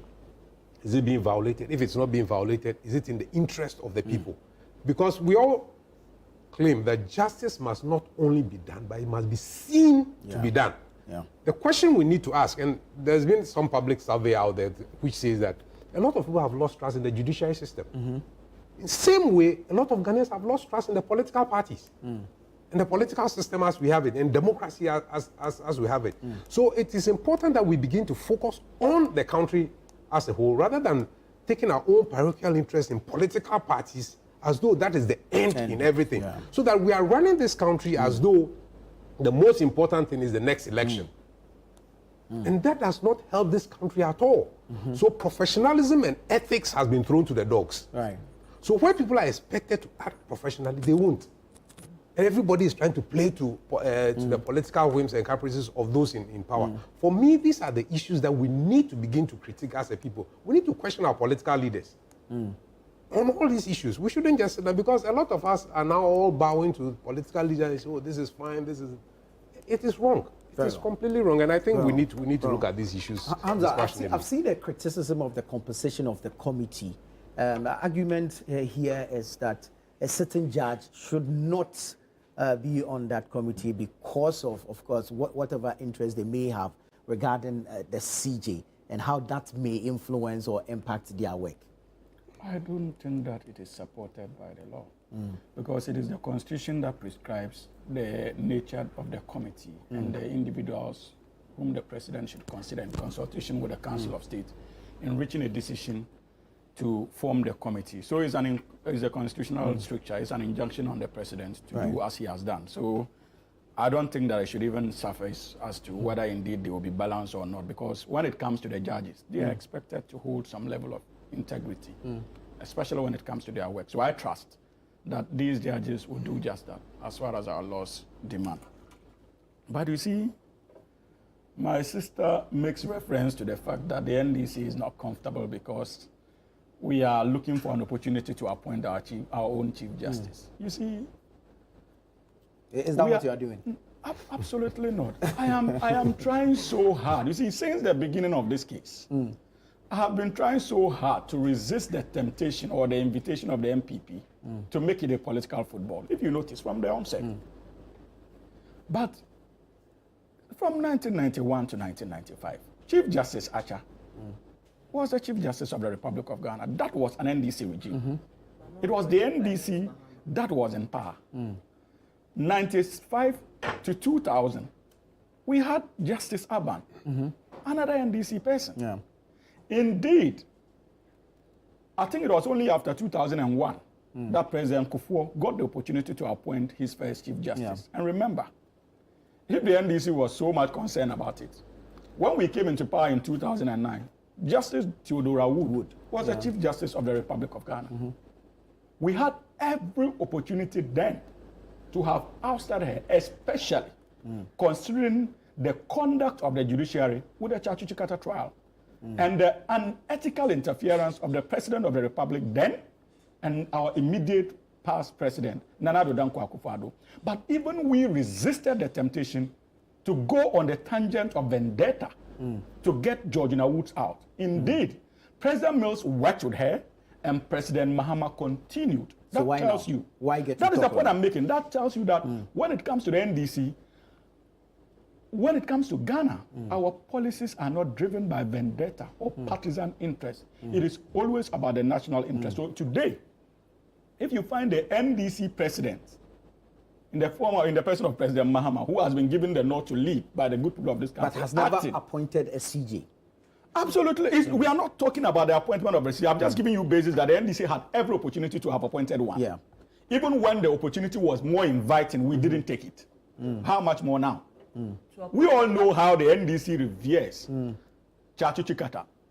And you know our position on his arrest and subsequent incarceration. Remember, we organized forums in this country, invited international lawyers who spoke on the glaring injustice that surrounded his incarceration. It was known in this country. But we did not even go the extra mile of subsequently taking out Georgina Woods. We left her there. That is the kind of party we are talking about. So today, if the same party is in power and we are faced with a situation where we have to take out a Chief Justice, in any case, the person who is going to act now, was he appointed by the NDC to the Supreme Court? Justice Bafo Boni. Justice Bafo Boni was appointed by President Kufuor. We also had every golden opportunity to have sidestepped Justice Bafo Boni and proceeded to appoint Puaman JSC. Because Puaman JSC was appointed by His Excellency John Dramani But Mahama. Bafo Boni is not an appointment, is it? He's only acting. But that is the CJ point I'm based making. on the He is constitutional acting provision. on the CJ, but That's the you 144. know that when it comes to who acts on the CJ, the president has a say. You know as a matter of fact. And these are the facts. So this attempt to say that, oh, we are looking for an opportunity. Oh, so when they removed, you see, sometimes when the MPP is talking and they are putting certain tax on the NDC, then it gives you an inclination as to their reasoning pattern for doing something. For doing certain things in the past. Because clearly, you never had the opportunity to appoint an electoral commissioner. So today, Akosua is just telling the whole people of this country that their decision to take out Charlotte Essay was simply because since 92, They never got the opportunity to appoint an electoral Chair. commissioner. That is a tacit acceptance. And so they are trying to put the attack on us. They think that we reason and act like the way they do. It is always about their partisan, selfish interests. But when it comes to the NDC, it is always about our national interests. And so they must begin seeing us in that light. And again, he talks about intimidating judges. How is this connected to intimidation? When you decided to clean the state at the Electoral Commission, were you intimidating the Electoral Commissioners?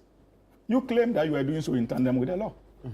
So how is invoking a constitutional structure by citizens of this country, based on which the president has proceeded? Are we doing equalization here? No, but that's what I'm trying to respond to. That's what I'm telling you, that it's not about equalization. Those petitions, are they filed by NDC people? Well, we do not know. We haven't seen the petition. Exactly. So that is why I'm saying that we cannot be talking about equalization. But in the case of Charlotte, I say we know those who championed it. Indeed, my own evidence lecturer at Ghana School of Law was one of the leading proponents of the removal of Charlotte Osei, and was subsequently made a government spokesperson, the MPP spokesperson and leader of their governance committee for the 2024 general elections. Matthew Opoku Prempeh,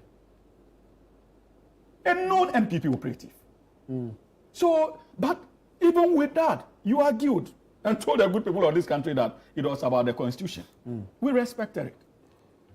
Today, the good people of this country have decided to invoke our constitutional structure, and you have a problem with it. Then she made reference to the content of the petition. As a lawyer, and as a matter of principle and fidelity to the rules of our Constitution and our principles of law, I have tried so hard to refrain from attempting to comment on the contents of a petition that I have not seen. You have not seen, exactly. Yeah. That is my position on this, as to whether people can decide to say whatever they want to say. I know that the first statement about the purported travel of the Chief Justice came directly from Frank Davis, their legal person at the MPP head office. And so if you see NDC communicators responding to it, it is not as if they are putting out there the contents of the petition. They are simply responding to what Frank Davis organized a press conference to put out, and even sat on another sister station to put out. But based on my training, I am unable to confirm or deny that allegation until such a time that I'm privileged enough to see the contents of the petition. I still want to be committed to the principles of our law and ensure that at least we protect the sanctity of the process. Sure. But finally, wrap it up for yes, me. I'll Wrap do. it up for me. I have always argued that, and the greatest of respect to people who are challenged in terms of hunchback, it has always been my position that the NPP as a political party is Ghana's hunchback as far as our democratic process is concerned. It makes it difficult for us to stand straight on our feet and walk as we should as far as our democratic journey is concerned. How so? Every step of the way, from when the petition was filed, even before President Mahama acted, it was the MPP that organized the first press conference, telling him that he shouldn't act, as if that was not enough. They are so-called Ablakwa photocopy, who is trying so hard to mimic the Honorable Okutudo Ablakwa. Vincent Asafo. Yes, that's how I see him. They are all trying to reflect the life of the Honorable Okutudo Ablakwa in opposition. That same gentleman. They're only exercising their oversight. Oh, they should do so, but I don't have a problem with that. That same gentleman decided to use our former Attorney General. And you know, senior comrade, that perceptions were arrived in the media about the unholy alliance between the then Attorney General and the current Chief Justice. In the midst of that, you decided to use your member of parliament, proceeded to use that same Chief Justice. And this game is about perception. Same former AG. Same age, former AG. To court to challenge the processes that eventually would lead to the suspension of the Chief Justice. All MPP. So you started politicizing the game from the But he's day still one. a practicing lawyer. He is still a practicing lawyer, but there are so many lawyers in the MPP who are not known or who are not politically exposed. But if I it is weigh not for my options and I nothing. think you serve my It interests is not better. for nothing that even in our laws we have what we call politically exposed persons, True. and there's a restriction in the manner in which they conduct themselves. So he ought to have known better In any case, he wouldn't know better because this is the same gentleman who, as AG, decided to cross the border and was engaging accused persons. Well, we're not discussing him here. He's Yes, not we here are to not. defend We are not. himself, But I'm so- just making a point. Yes, That's and I another need you side. to land. So that was how it started. Then you proceeded on the basis of that. Again, to organize another press conference partisan in nature, calling on the president not to act. They are minority leader, Afenyomakin. A constitutional injunction. So from day one, the appetite to protect the Chief Justice was clear. And if you look at the nature of appointment of the Supreme Court judges today, Madam Tokono was appointed somewhere 2019, brought to the Supreme Court, and in no time made the Chief Justice of Ghana over her seniors. What was the motivation? I would also be right to sit on this table and argue that clearly the appointing authority then had a partisan intention of doing so. Because in this organization that you run, on City Channel 1 TV, if someone walks in tomorrow and suddenly elevated over you, those of you who have worked here in years, how would you feel about it? We have organizational culture. If there's merit in there, why not? How can there be merit? If you have sat on the bench for close to 10 years, Justice Bafo sat there for over a decade, and someone comes less than a year or two promoted to be Chief Justice over him, and the likes of Poorman, and we all know, those of us who are in the profession, we know that experience comes from practice. Yeah. And we respect seniority in law. You know that as a matter of fact. So, if there's anybody trying to politicize our judiciary, it is the new patriotic party, my sister and co. But I can assure them that the NDC will and the good people of this country will continue to act as the disinfectant to their unethical attempts to infiltrate our state institutions and turn them to political breeding grounds as far as their party is concerned. Akosia, they argue that the MPP has elected themselves spokespersons for the CJ. You know, the same constitution that he says gives room to remove the CJ, the same constitution that also allows an injunction to be placed on the process. All his argument in summary has been equalization. You did this, you did this, you did that, and therefore you cannot question. And so we will do same. That's essentially what he said. Look at the committee that sat on her so-called suspension, right? He just mentioned Justice Poorman, that's his name. PNC General Secretary. Point of correction, no committee sat on her suspension. There is no committee. No, for appointed, sorry, the setup of the committee. He knows what I'm referring to. The president in consultation with the Council of State proceeded to set up a committee. But we know that that was also influenced. So you have Poorman, who is the General Secretary of the PNC. You have infamous Dr. Levo, who is also there. Then the last person, I was trying to remember who the last person was. Oh, former Speaker Do Ajaho. Yeah. No problem. Now you tell us that, and he says that our spirited defense and information as let out by Frank Davis is what gave information that they felt compelled to defend. Now, the very person that you are talking about, don't forget that we've heard them say that she's politically exposed. Haven't you heard them say, ultimately, aside the petition that was that we haven't seen, but snippets of it keep leaking, is the fact that they claim she's politically exposed.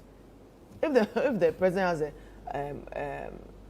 a president at any time has the opportunity to appoint Supreme Court judges, just the appointment alone makes you politically exposed. Because you are being appointed by the president. The president also represents a party. And once the president is in power, clearly a ruling party is in place.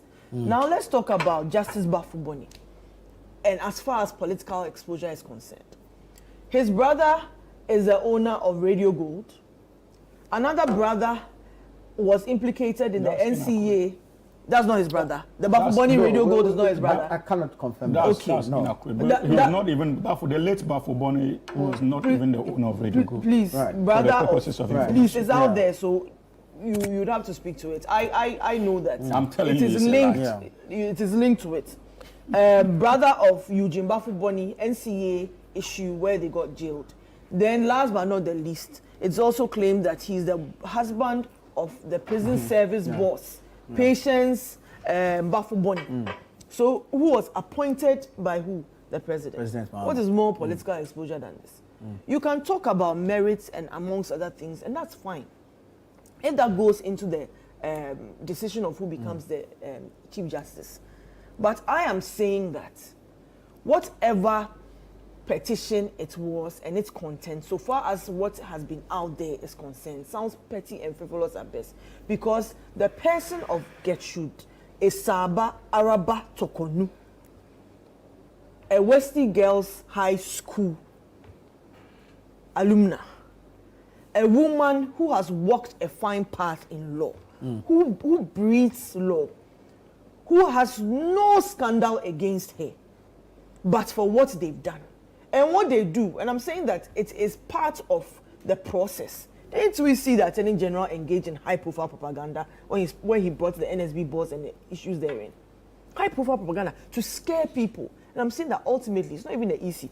Telling us the EC is the architecture of running the states.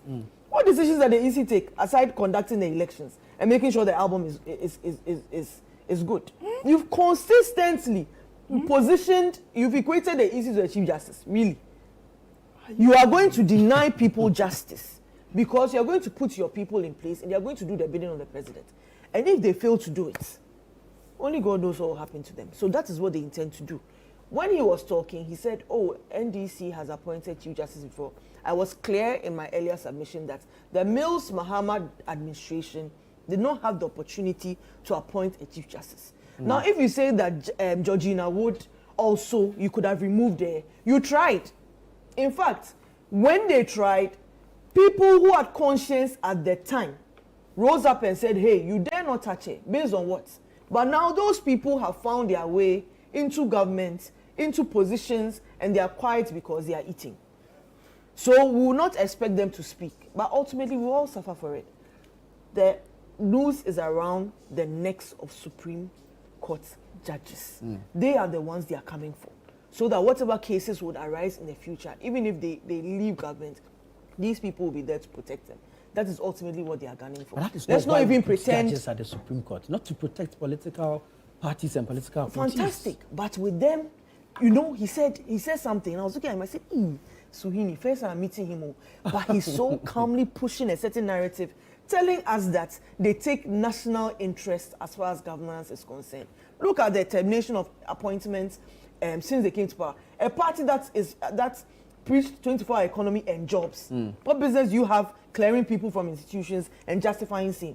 Appointments Let me tell you, were recklessly let me made tell you, after people December will take 7th. these institutions to court. And if they do the reset like they are doing with these judges and whatnot, all those cases will be thrown out. That's what they are looking at. People will go to court on these cases, and the judges have conscience, they'll win those cases. So he cannot tell us that this is a national interest. All he did say, and they conveniently always throw out the issue when it comes to Charlotte to say. When it comes, I say again, in women in governance and women in politics, I know how lonely it is. So I don't like to come at women. I know what I even went through. Yeah. So when it comes to women, So did you defend Charlotte? I cringe because Did you you are defend her? putting. I didn't have to defend her. Okay. You were there to defend her. Oh, well, Her you're a woman. I deputies. thought that you are I do not work at the EC. Her deputies who she worked with are the ones who came for her. It wasn't NPP that came for her, and that's a fact that we need to place on record. And we know this, but they carefully sidestep that fact. Imagine working with people and then they come and say all these things about you. That was where it started. So if we make it look like it was an MPP person that went to do it, certainly not.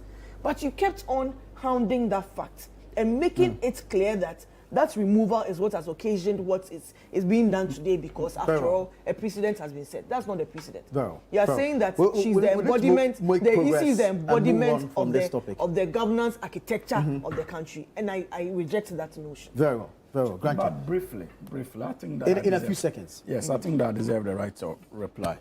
You see, like I indicated, the NDC or His Excellency President Mahama will not be moved by the effusions of frustration of the new patriotic party. We know that we have a social contract with the good people of this country. And under that contract, they have certain expectations. So what worries us, anytime we take a decision, is whether the decision we are taking is in tandem with the laws of our country, and whether we can account to the good people of this country as far as those decisions are concerned. For the politics, the MPP can continue to play their politics.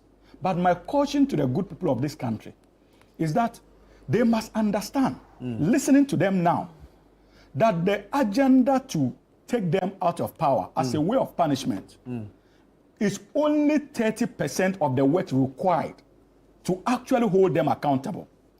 Because out of power, they are even poisoned more to do damage to our democracy. And that is the most important part that we must pay attention to. And you see, it is not enough to hold the ruling government accountable, but we must also begin holding them accountable, because their actions today seem rather to be portraying to everybody that their actions surrounding decisions they took in the judiciary were clearly partisan, not even political, partisan. And that is worrying. Are you therefore surprised that Afrobarometer report, we didn't bring it out. They indicated in their findings that Ghanaians have lost confidence in our judiciary. CDD came out with the same report. Their own Nana Akomia, spokesperson to their campaign in 2024, had cause to make that statement publicly under Nana Addo Dankwa Akufo-Addo that indeed people had lost confidence in the judiciary of Ghana. That was their legacy. So if the good people of this country today see an opportunity to inject some level of sanity and confidence back into that judiciary, and they take advantage of that, the NDC has nothing to do except to champion the interests of the good people of this country. I think we are over politicizing. I'm just telling you that if the good people of this country are they politicians? No. If they demand of their president, who coincidentally happens to be a flag bearer of the NDC in the last election, if the good people of this country demand of their president that because of this series of surveys that shows that there's waning confidence in our judiciary, there's the need for some accountability, and decide to invoke our laws of the country to demand that the president gives that accountability, how is that political or partisan? It's not partisan. Could we have engaged for reforms instead of a removal? Look, it is not the decision of the president to make, and that's the point I'm making. It is the decision of the good people of this country. Why? Is it the president who petitioned himself? No. He was petitioned by citizens of this country. And like I indicated, those petitions did not start with President Mahama. Indeed, even when President Nana Addo was president, Justice Tokono had petitions against her. So why are we creating the impression that this is political? I can understand that the NPP is doing everything to get attention, especially after their humiliating defeat. But they should leave our democratic processes alone. And unless, of course, you don't understand the role of our Electoral Commission when it comes to our democracy. If you think that the judiciary or the executive or the legislature is more important than our Electoral Commission when it comes to our democracy, then you must have a rethink. Because without the Electoral Commission that guarantees free and fair elections that the people can have confidence in, these branches of government will not exist. Very well. Thank you, Hamza. Thank you, Hamza. Briefly, in a few seconds, I need to take a break. Like I said, we should not, again, over-politicize issues. Indeed. One, if you look at all the survey reports about loss of confidence in the judiciary, then the question we ask is, what steps did the CJ take to reform the judiciary to ensure that confidence can be restored in the judiciary? Because as CJ, you are head of the administration. So if there are reports that say that there's loss of confidence in the judiciary, what steps did she take to restore confidence in the judiciary? These are professional issues. And that is why I think that when people have been appointed to certain roles and they have a term of a security in terms of job, I think that people must begin to act professionally and ethically at all times. How did it happen that the CJ or Ghanaians lost confidence in the judiciary process and that people could sit down and say, this case is predictable what is going to happen? That the CJ herself was seen as acting politically in the issue of the parliament and issues like LGBT issues, Domelevo himself, and issues like that. How did that perception feed into public domain? So it is important that when people, you see, once you get appointed, and this is what I think that people must appreciate, especially CJ, you have a security of job, tenure.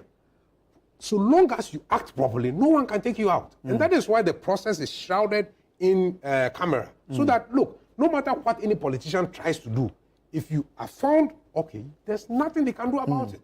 So for me, it is important that people begin to learn to act professionally and ethically when they are appointed to office. Politicians are easy.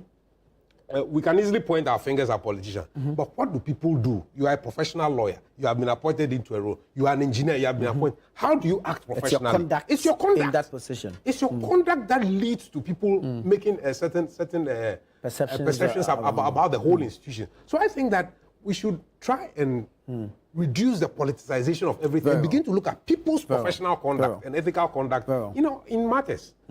Let me take a quick break. I'll come back to you. I'll give you the opportunity. This is Breakfast Daily here on Channel One Television. We'll take a quick break. When we come back, we'll continue with the conversation regarding the suspension of the Chief Justice and other matters.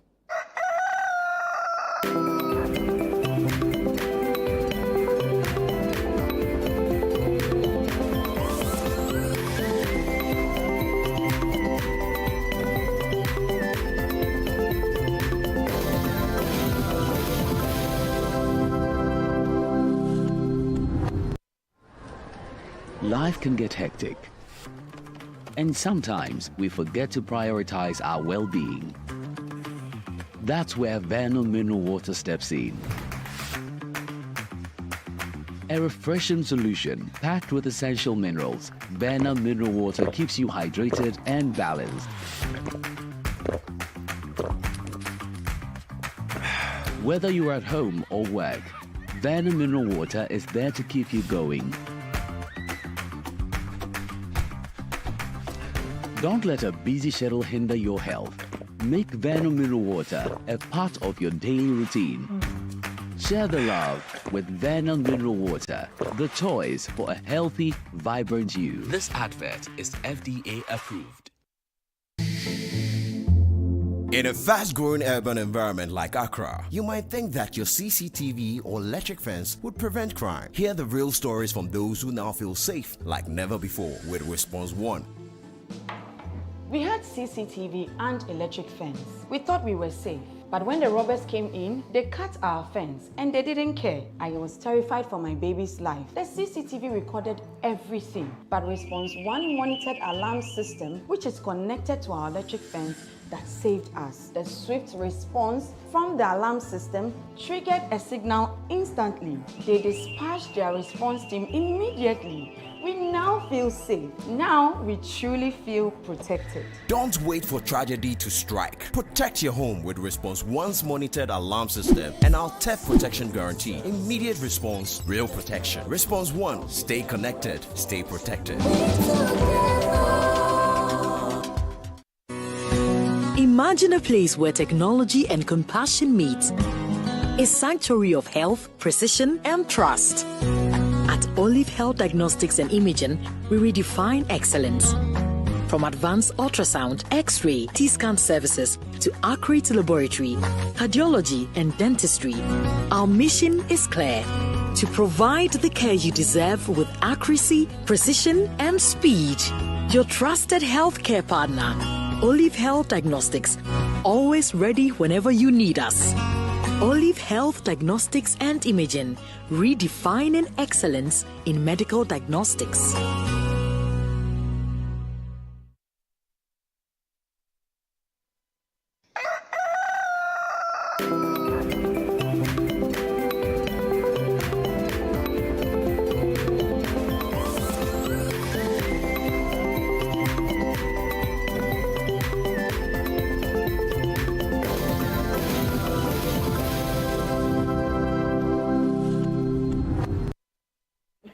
Grateful that you stayed on with us. This is the news review segment on Breakfast Daily here on Channel One Television. I'm going to Akusia to wrap it up on the conversation regarding the suspension of the CJ. We have to make it clear that so far she's only been suspended. A committee has been set up to probe. Okay, she's not been removed yet, so let's not jump ahead of ourselves. It's not been ruled yet, but they rolled the dice. And as they do with other cases, or as they do when they believe they have a case, is they take two. the court of public opinion and run down whoever is involved. And that, in this case, it's her. They are chipping away at her integrity, her credibility, and everything of substance about her. Now, I was trying to remember something that he said as far as a certain point he made that I completely forgot because he tried to be, chatty on break so that I'll forget. But when it comes to what they are doing, like I said, it's next easy. The EC is not even, it's child's play for them at this point. They'll move straight to Supreme Court judges. They're going to make serious changes. That is where they also have to sit up. If they think that it is Madame Gertrude and her ladyship and they don't want to support or step up, then they have another thing coming because they'll be coming for them. And then when he talked about Ghanaians losing confidence in the judiciary, this is not something that started under MPP. Look at the historical antecedents of even the killing of these judges. Till that dastardly act happened, public outrage was against the judiciary because, of course, it was a military regime and they were saying these guys are the corrupt ones. So it's never, in no point in our history has there been absolute confidence in the judiciary. When the MPP comes into power, they try to make things better. When they come, they equalize and make things worse. And we are seeing it. We are seeing it in the governance. The lights don't stay on. Prices of goods are going up. They're sacking people from their jobs. They are making justification for sacking them and saying late appointments, but they are even going as far back as 2022 and 2021 to revoke appointments. So it's the reset is a bloodless coup. That's what we should call it. It has nothing to do with deepening democracy and governance or whatnot. After all, then how would the National Security Operative go to someone's house without a warrant, break open a door and ransack? Where does this happen? Very well, Kusia. Thank you. Let's move on to other matters. ECOWAS is 50 years. The launch, of course, happened here in Ghana. We were fortunate enough to host that. Logo was unveiled, a theme was declared. But what is of importance to us is the declaration by the President, His Excellency John Dramani Mahama, who announced a new initiative, to offer 1,000 scholarships to tertiary students from across the ECOWAS sub-region to study in Ghanaian universities. Is the President not making one too many promises? Hamza, I'll start with you. Absolutely not. I think that we are rather fortunate to have a very progressive president who looks deeply into the future and decides to come out with policies that prepares us for that future. You remember that his first term as president, when the MPP made all the noise about Dumso, he told us that though Dumso was known by everyone to be an age-long problem, he was committed to solving it. And he was going to be meticulous in that regard. And it took him close to a year to put in the necessary investments in the energy sector that at the time, as a country, we did not appreciate. But soon after that, when the MPP won power, remember that they started complaining about excess capacity because the president had prepared us in such a way that as well as unfavorable agreements. Yes, the agreements were favorable. Most of them were both operate and transfer. That is why we have the likes of Car Power today being owned by the Republic of Ghana. But same has been linked to the energy sector debts. That cannot be appropriate. And we have made that point. I don't want to divert to that sector, but let's.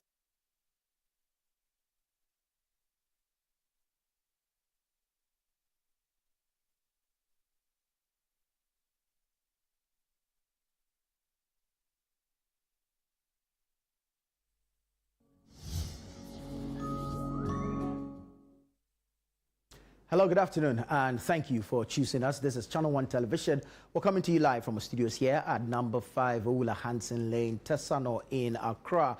We apologize sincerely for that break in normal programming, as we want to take you and bring you a live coverage of the New Patriotic Party, NPP, and its 2024 flag bearer, the former Vice President, His Excellency Dr. Mahamudu Bawumia, who are on a thank you tour. Currently, the General Secretary of the party, Justin Kodua Frimpong, is addressing the gathering. So let's bring you a live coverage of that. Indeed lies strength. As you are aware, not long ago, Professor Michael Quay's committee submitted their review report. And after they have submitted their report, we did a press conference to explain to the rank and file of our party that we are going to study the report, and all the recommendations captured in the report will fully be adhered to. And once again, I want to reiterate the point that all the recommendations in Professor Michael Quay's report will be fully adhered to, including the famous page 66. All of that will be adhered to. Ladies and gentlemen, today is supposed to mark a very important day for us as we are preparing to start our thank you tour. But yesterday was a sad day for the democracy of this country, whereby under the Fourth Republic, an independent organ, the judiciary, was attacked to the extent that the Chief Justice of the Republic had been suspended by the sitting president, something that has never happened under this Fourth Republic. And as a party, we are using this medium to show our displeasure about the action of His Excellency John Dramani Mahama. This is not the democracy Ghana wishes for. And as a country that has gone through several elections, there should be progression, not retrogression. The action by His Excellency President Mahama is not just absurd, but also repugnant and unconstitutional. More so when we know a petition has been filed at the Supreme Court challenging the very process. At least the president should adhere to the rules and principles of the law by allowing the due process to follow before he can even carry on with the politically motivated activity. At least the law should speak first. We are on this medium calling on the civil society, particularly Ghana Bar Association, to come out to condemn the action of His Excellency President John Dramani Mahama. But we can also assure you, as a political party, the New Patriotic Party will continue to offer a responsible and constructive criticism to the NDC government. Very soon, the 100 days will be over, and us, as a New Patriotic Party, will do a press conference to let Ghanaians know the true state of the economy and the true state of our nation. To our supporters, to Ghanaians who were disappointed with us as a party, as a government, because of certain inactions and actions of our party and our government, we have heard you, and as a party, we are reflected on everything that happened during our tenure of office. We know we did our best in terms of infrastructure, in terms of policies, but we didn't get everything right. So to everyone who hears us, who watches us, on behalf of the National Party, we want to say we are sorry for the disappointment that you had. But we can assure you that we have learned our lessons, and the restructuring that is going to happen in our party will make sure that the New Patriotic Party comes back on the right road, and in 2028, when, by God's grace, you give us a mantle, all the wrongs that were made will be corrected for us to have a better government under the leadership of a flag bearer that we will select. So on this note, I'll end by assuring the staff at this office that we need to work together as a team. There is so much work to be done. All of us here are not perfect. In one way or the other, we might have offended your sister or your brother. But as a mark of showing unity and reconciliation, just look at the person sitting on your right, on your left, and tell the person, for the sake of unity, if you have even sinned against me, I have forgiven you. And that is going to be the headline for our tour. The thank you tour, the reconciliation tour, a unity tour. So thank you very much, and I welcome all of you once again to the headquarters of the New Patriotic Party. Thank you very much, General.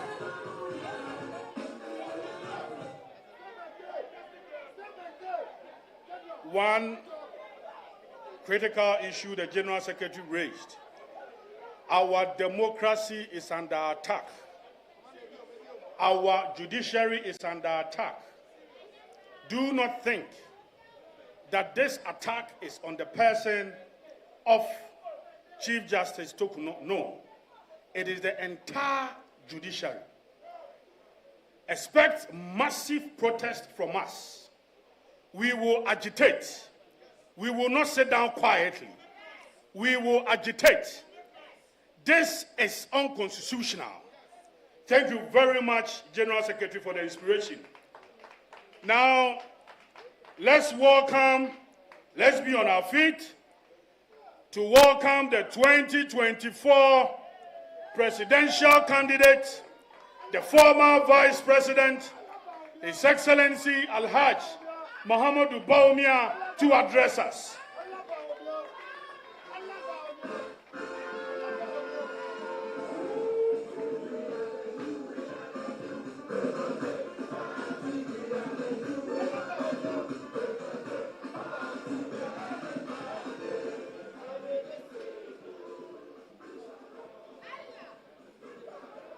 Kukudu, Kukudu, Kukudu.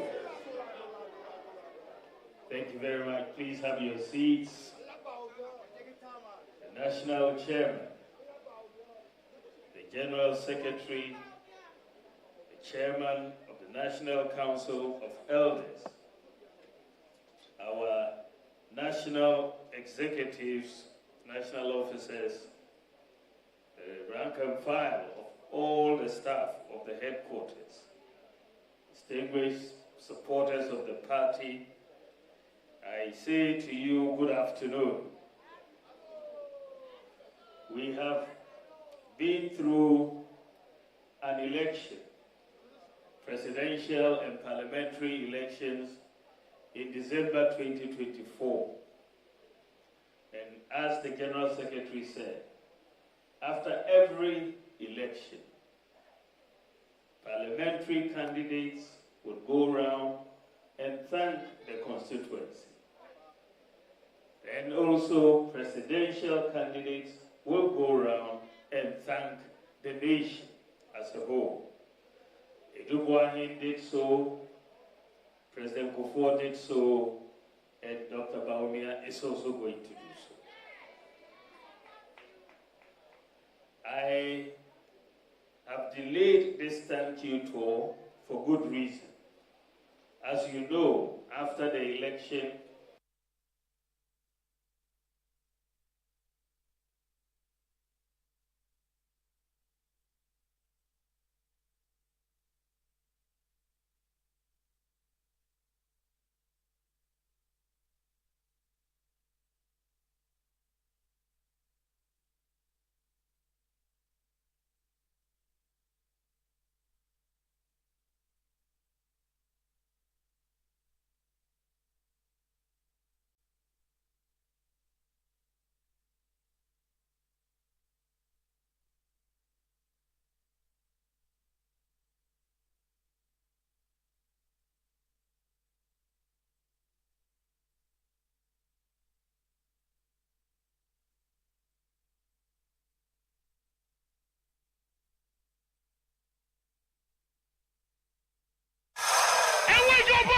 Let's get into the world of sports like never before. You know how we do it on Fridays. Join us every Friday at 7 p.m. on 97.3 City FM for Sports Panorama, your ultimate destination for all things sports. One of the biggest scandals in this country's history. You can't spend 250 million USD and come out with that.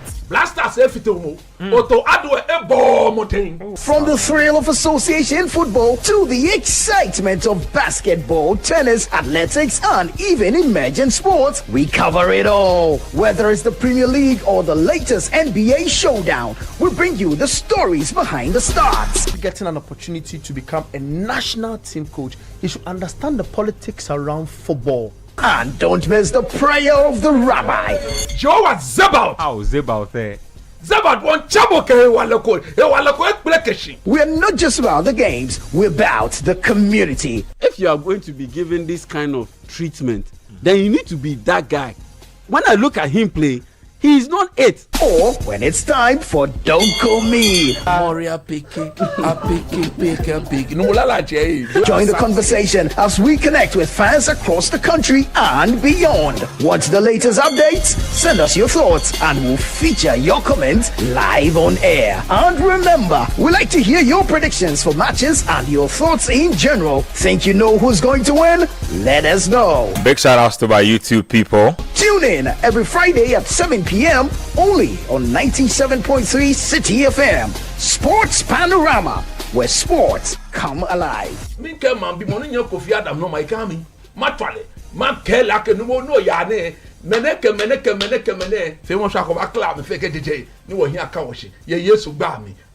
Sports Panorama, your weekly sports fix. Don't miss out on the action. Sports Panorama. Catch the excitement every Friday.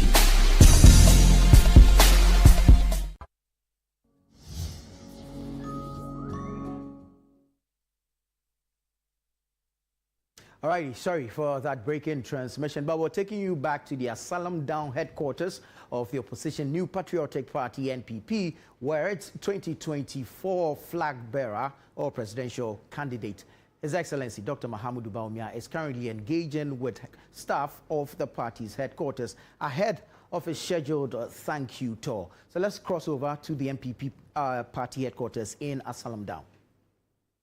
You've been very, very, very supportive, and I have recognized this, and for some time now I have been supportive of the salaries of a few of the women who are here, and I will continue to be supportive of you and even go further in that regard. I also want to I also want to thank my running mate and my campaign team for their full support. They've done very, very well across this campaign. The fact is, we worked very hard. We tried to get everybody involved. As you know, the General Secretary was the Director of Operations for the campaign. The Women's Organizer organized the women. The Youth Organizer organized the youth.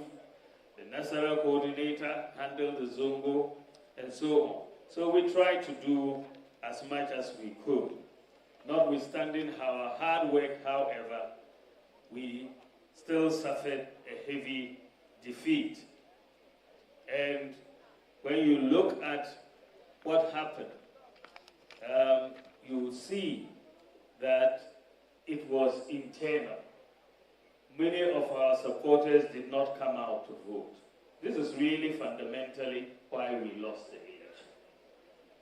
If you look at 2020 vis-a-vis 2024, 2.1 million of our supporters didn't come out to vote. 2.1 million. And you look at John Mohammed's votes, his votes went up by maybe 115,000.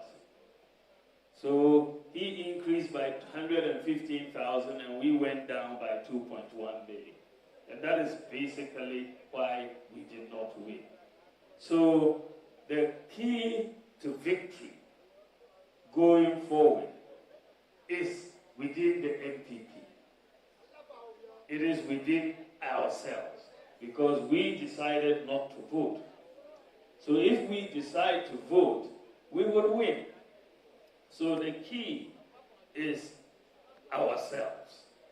It is ourselves. So that is what we have to understand and take going forward. When we finished the election, there were so many people who were giving different reasons for why we lost. So many different reasons. But people were speaking without data. And you know you can only speak forcefully with data. When you look at the reasons people were offering, one of the reasons people offered was that they said that they didn't vote for us because our presidential candidate was Muslim. Have you not heard that? Didn't you hear that? When I heard that, I said, this doesn't make sense. This is not the Ghana that I know. Because if you look at it, we went for primaries. We had 10 contestants. I was 1 Muslim, 9 Christians. But the MPP voted for the Muslim presidential candidate. So that could not be the case. So I decided to do some data analysis to test this hypothesis. And when you look at the data is very clear. In many constituencies across the country, the MPP presidential candidate performed better than the Christian parliamentary candidate. In many constituencies across. So it couldn't be, if they were voting because of religion, I shouldn't be performing better than the Christian parliamentary candidate. Even my good friend, Intim Pojo, who is giving a lot of heat to the government at the moment in Thailand. Intim Pojo is a Reverend Father Intim Pojo, as in South. But I did better than him in his constituency. So he did so well. I mean, he did and mobilized the votes for me, and I thank him very much. But if you look at all across the country, the fact is that there was no religious factor in the voting. It is only propaganda. There is no religious factor. And in fact, you know, we sought to see so many different institutions undertook research and undertook studies to answer the question. You know, you had our MPs, you had Konrad Adenauer, you had Global Info Analytics, you had different institutions. But when you look at it all, they all came to the conclusion that it wasn't an issue of religion, it is not an issue of tribe. Those two issues have been ruled out in all the findings from different surveys that have been done. So as a party, I'm very happy that, and as a country, I'm very happy that religion and tribe has not entered our political discourse. We should not therefore allow people to come in to play propaganda with religion and tribe. We are one nation. We will all go together and we will move, whether we are Muslims or Christians, we will all work together for the good of this country. And that is how we should try to get everybody going forward. I am very happy that Professor Mike Okwe and his Elections Review Committee have submitted their report. We've waited for this report for a long time. And they delivered the report on time. And I must say that I am very happy with the Okwe report. It has put to bed a lot of the propaganda that was going around about exactly why we lost the election. And I'm very happy about that. What is important also is that they have made some very important recommendations for this party. And those recommendations have been forwarded to a constitutional review committee to then look at it and bring it back to NEC and National Council for us to then make certain changes. You can expect, without any doubt, that the delegate system is going to be changed.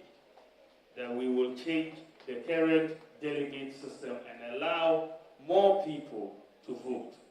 And that give more rights to more people to come in and be part of the electoral college.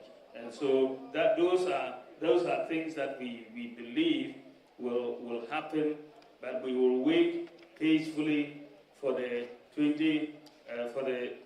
committee to come back with its report. We will not try to preempt it, and once they come back with the report, we'll give the National Council the opportunity to get this sent to the National Conference for the decisions to be taken to amend the Constitution. So we are in a rebuilding stage for this party. What is important for all of us is that we have to be united. If we are united, we are going to win 2028. If we are not united, we will have a challenge. So unity is very important. And because I want us to be united, this is why I am departing from the normal thank you tour that we have held. Normally, whether it's Edubwani, whether it's Kufuor, whether it's Akufo-Addo, the presidential candidate has just basically gone ahead and done a thank you tour. We are doing it differently this time because I want unity. And that is why I've said that I want to go with the party and also to invite my former contestants, the aspirants who contested me for the primaries. They should come and we'll all go and do the thank you tour for the country so that we all show a united front for the party so that we can build on it going forward. So that is my sense of what we are going to do. I want to thank all of you. Remember, unity is the key. It's not time for primaries, and it is not about winning a primary. What we are doing is building a party machinery that can win the general election. That is what we should be doing. Building a party machinery to win the general election, not to win a primary. If you win a primary and you cannot win the general election, then it is a useless victory. It is a useless victory. It is a Pyrrhic victory. So let us build a machinery to make the party strong so that we can win the general election. And that is what we should be looking at as a party. We can only do that if we unite. Because united we will stand, divided we will fall. And that is something that my old father Teda, would always remind us of. Uncle Teda will always remind us that united we stand and divided we fall. And I remember him so fondly at this moment. So let's come together, and I know that the elephant is a winning symbol, and we are going to go ahead and win. Let us come together. God bless you. God bless you. God bless you. Salaam alaikum.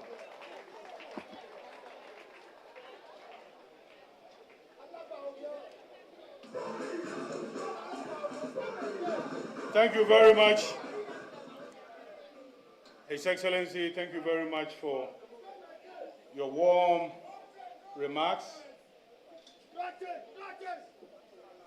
We are starting with the national thank you tour from Western Region on Saturday. We are ending in Central Region. Party staff gathered, please kindly see the Director of Administration and Finance after this event. His Excellency, the former Vice President, has taken care of your lunch. So kindly see the Director of Administration and Finance. I can see the National First Vice Chairman, Chairman Dankwa Smith-Bute, also coming in. Let me invite the National Third Vice Chairman, Chairman drop the mic. Chairman Buga Buga to come and give us the closing prayer.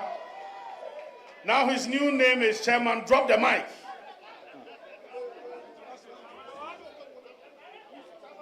Thank you very much. Director Communications, Richard Anyaba, you are here.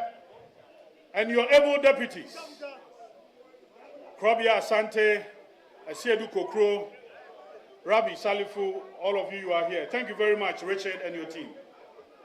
Chairman, drop the mic. Closing prayer. Thank you, the national organizer. Who could do? We thank God. I have been offered to give the closing remark. Closing prayer. Closing prayers. I hope there is no TV3 here.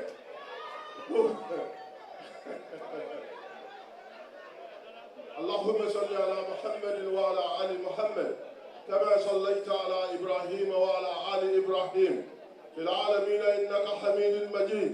اللهم بارك على محمد وعلى آل محمد كما باركت على إبراهيم وعلى آل إبراهيم في العالمين إنك حميد مجيد. اللهم شمل MPP. اللهم شمل MPP. اللهم دمر NDC. اللهم دمر NDC. اللهم دمر NDC. اللهم دمر NDC يا الله.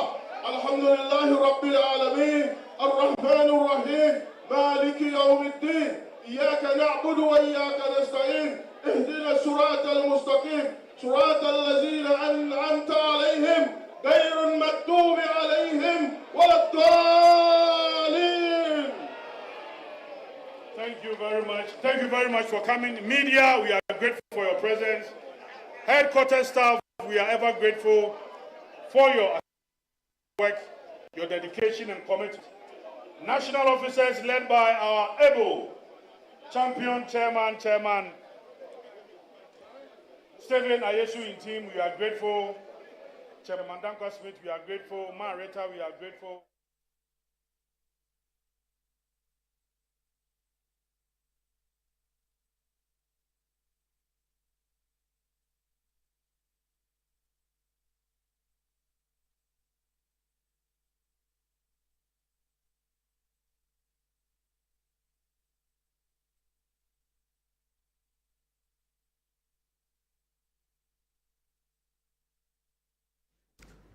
Thank you very much for your time. Grateful that you stayed on with us. This has been our live coverage of that engagement between the 2024 flag bearer of the New Patriotic Party, NPP, His Excellency Dr. Mahamudu Bawumia, with a staff of the New Patriotic Party, NPP's headquarters here in Accra. Event was held at the party's headquarters at Asylum Down. And of course, there was a speech by the General Secretary of the party, Justin Kodua Frimpong, and Dr. Bawumia heralding the entire event. We return to normal programming now. I am Nanatufo Boateng. Many thanks for your time. Keep watching Channel One TV.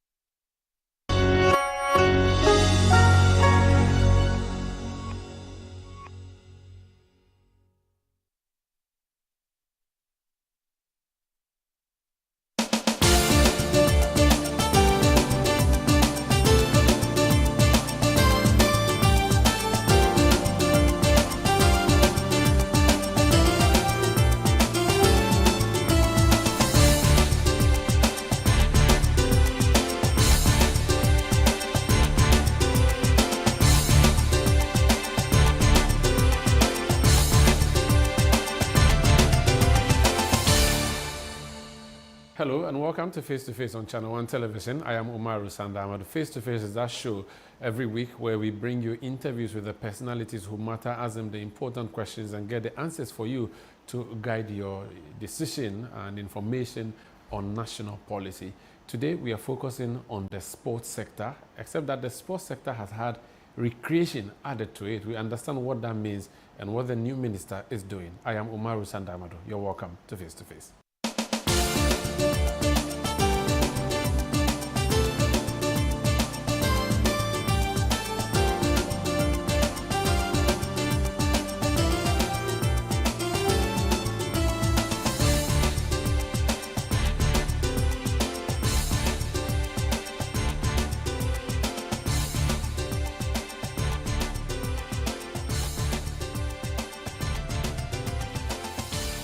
So my guest is a former teacher. I always try to remind him of that. Is former party national officer, and now he's Minister for Sports and Recreation. He's Member of Parliament for Buem in the Oti region. The Honorable Kofi Idi Adams is my guest. You're welcome to Face to Face. Thank you, my brother. How are you doing? Well, I'm doing okay. Congratulations. Thank you. You know, in this era where 188 people are looking for a position, few are called, few are chosen, I'm happy for you. Congratulations. At least you passed my village on your way to your constituency. So I would say that I need to have a minister driving past my village. Well, a lot of ministers drive past your village. And a lot of ministers and presidents have driven past your village. So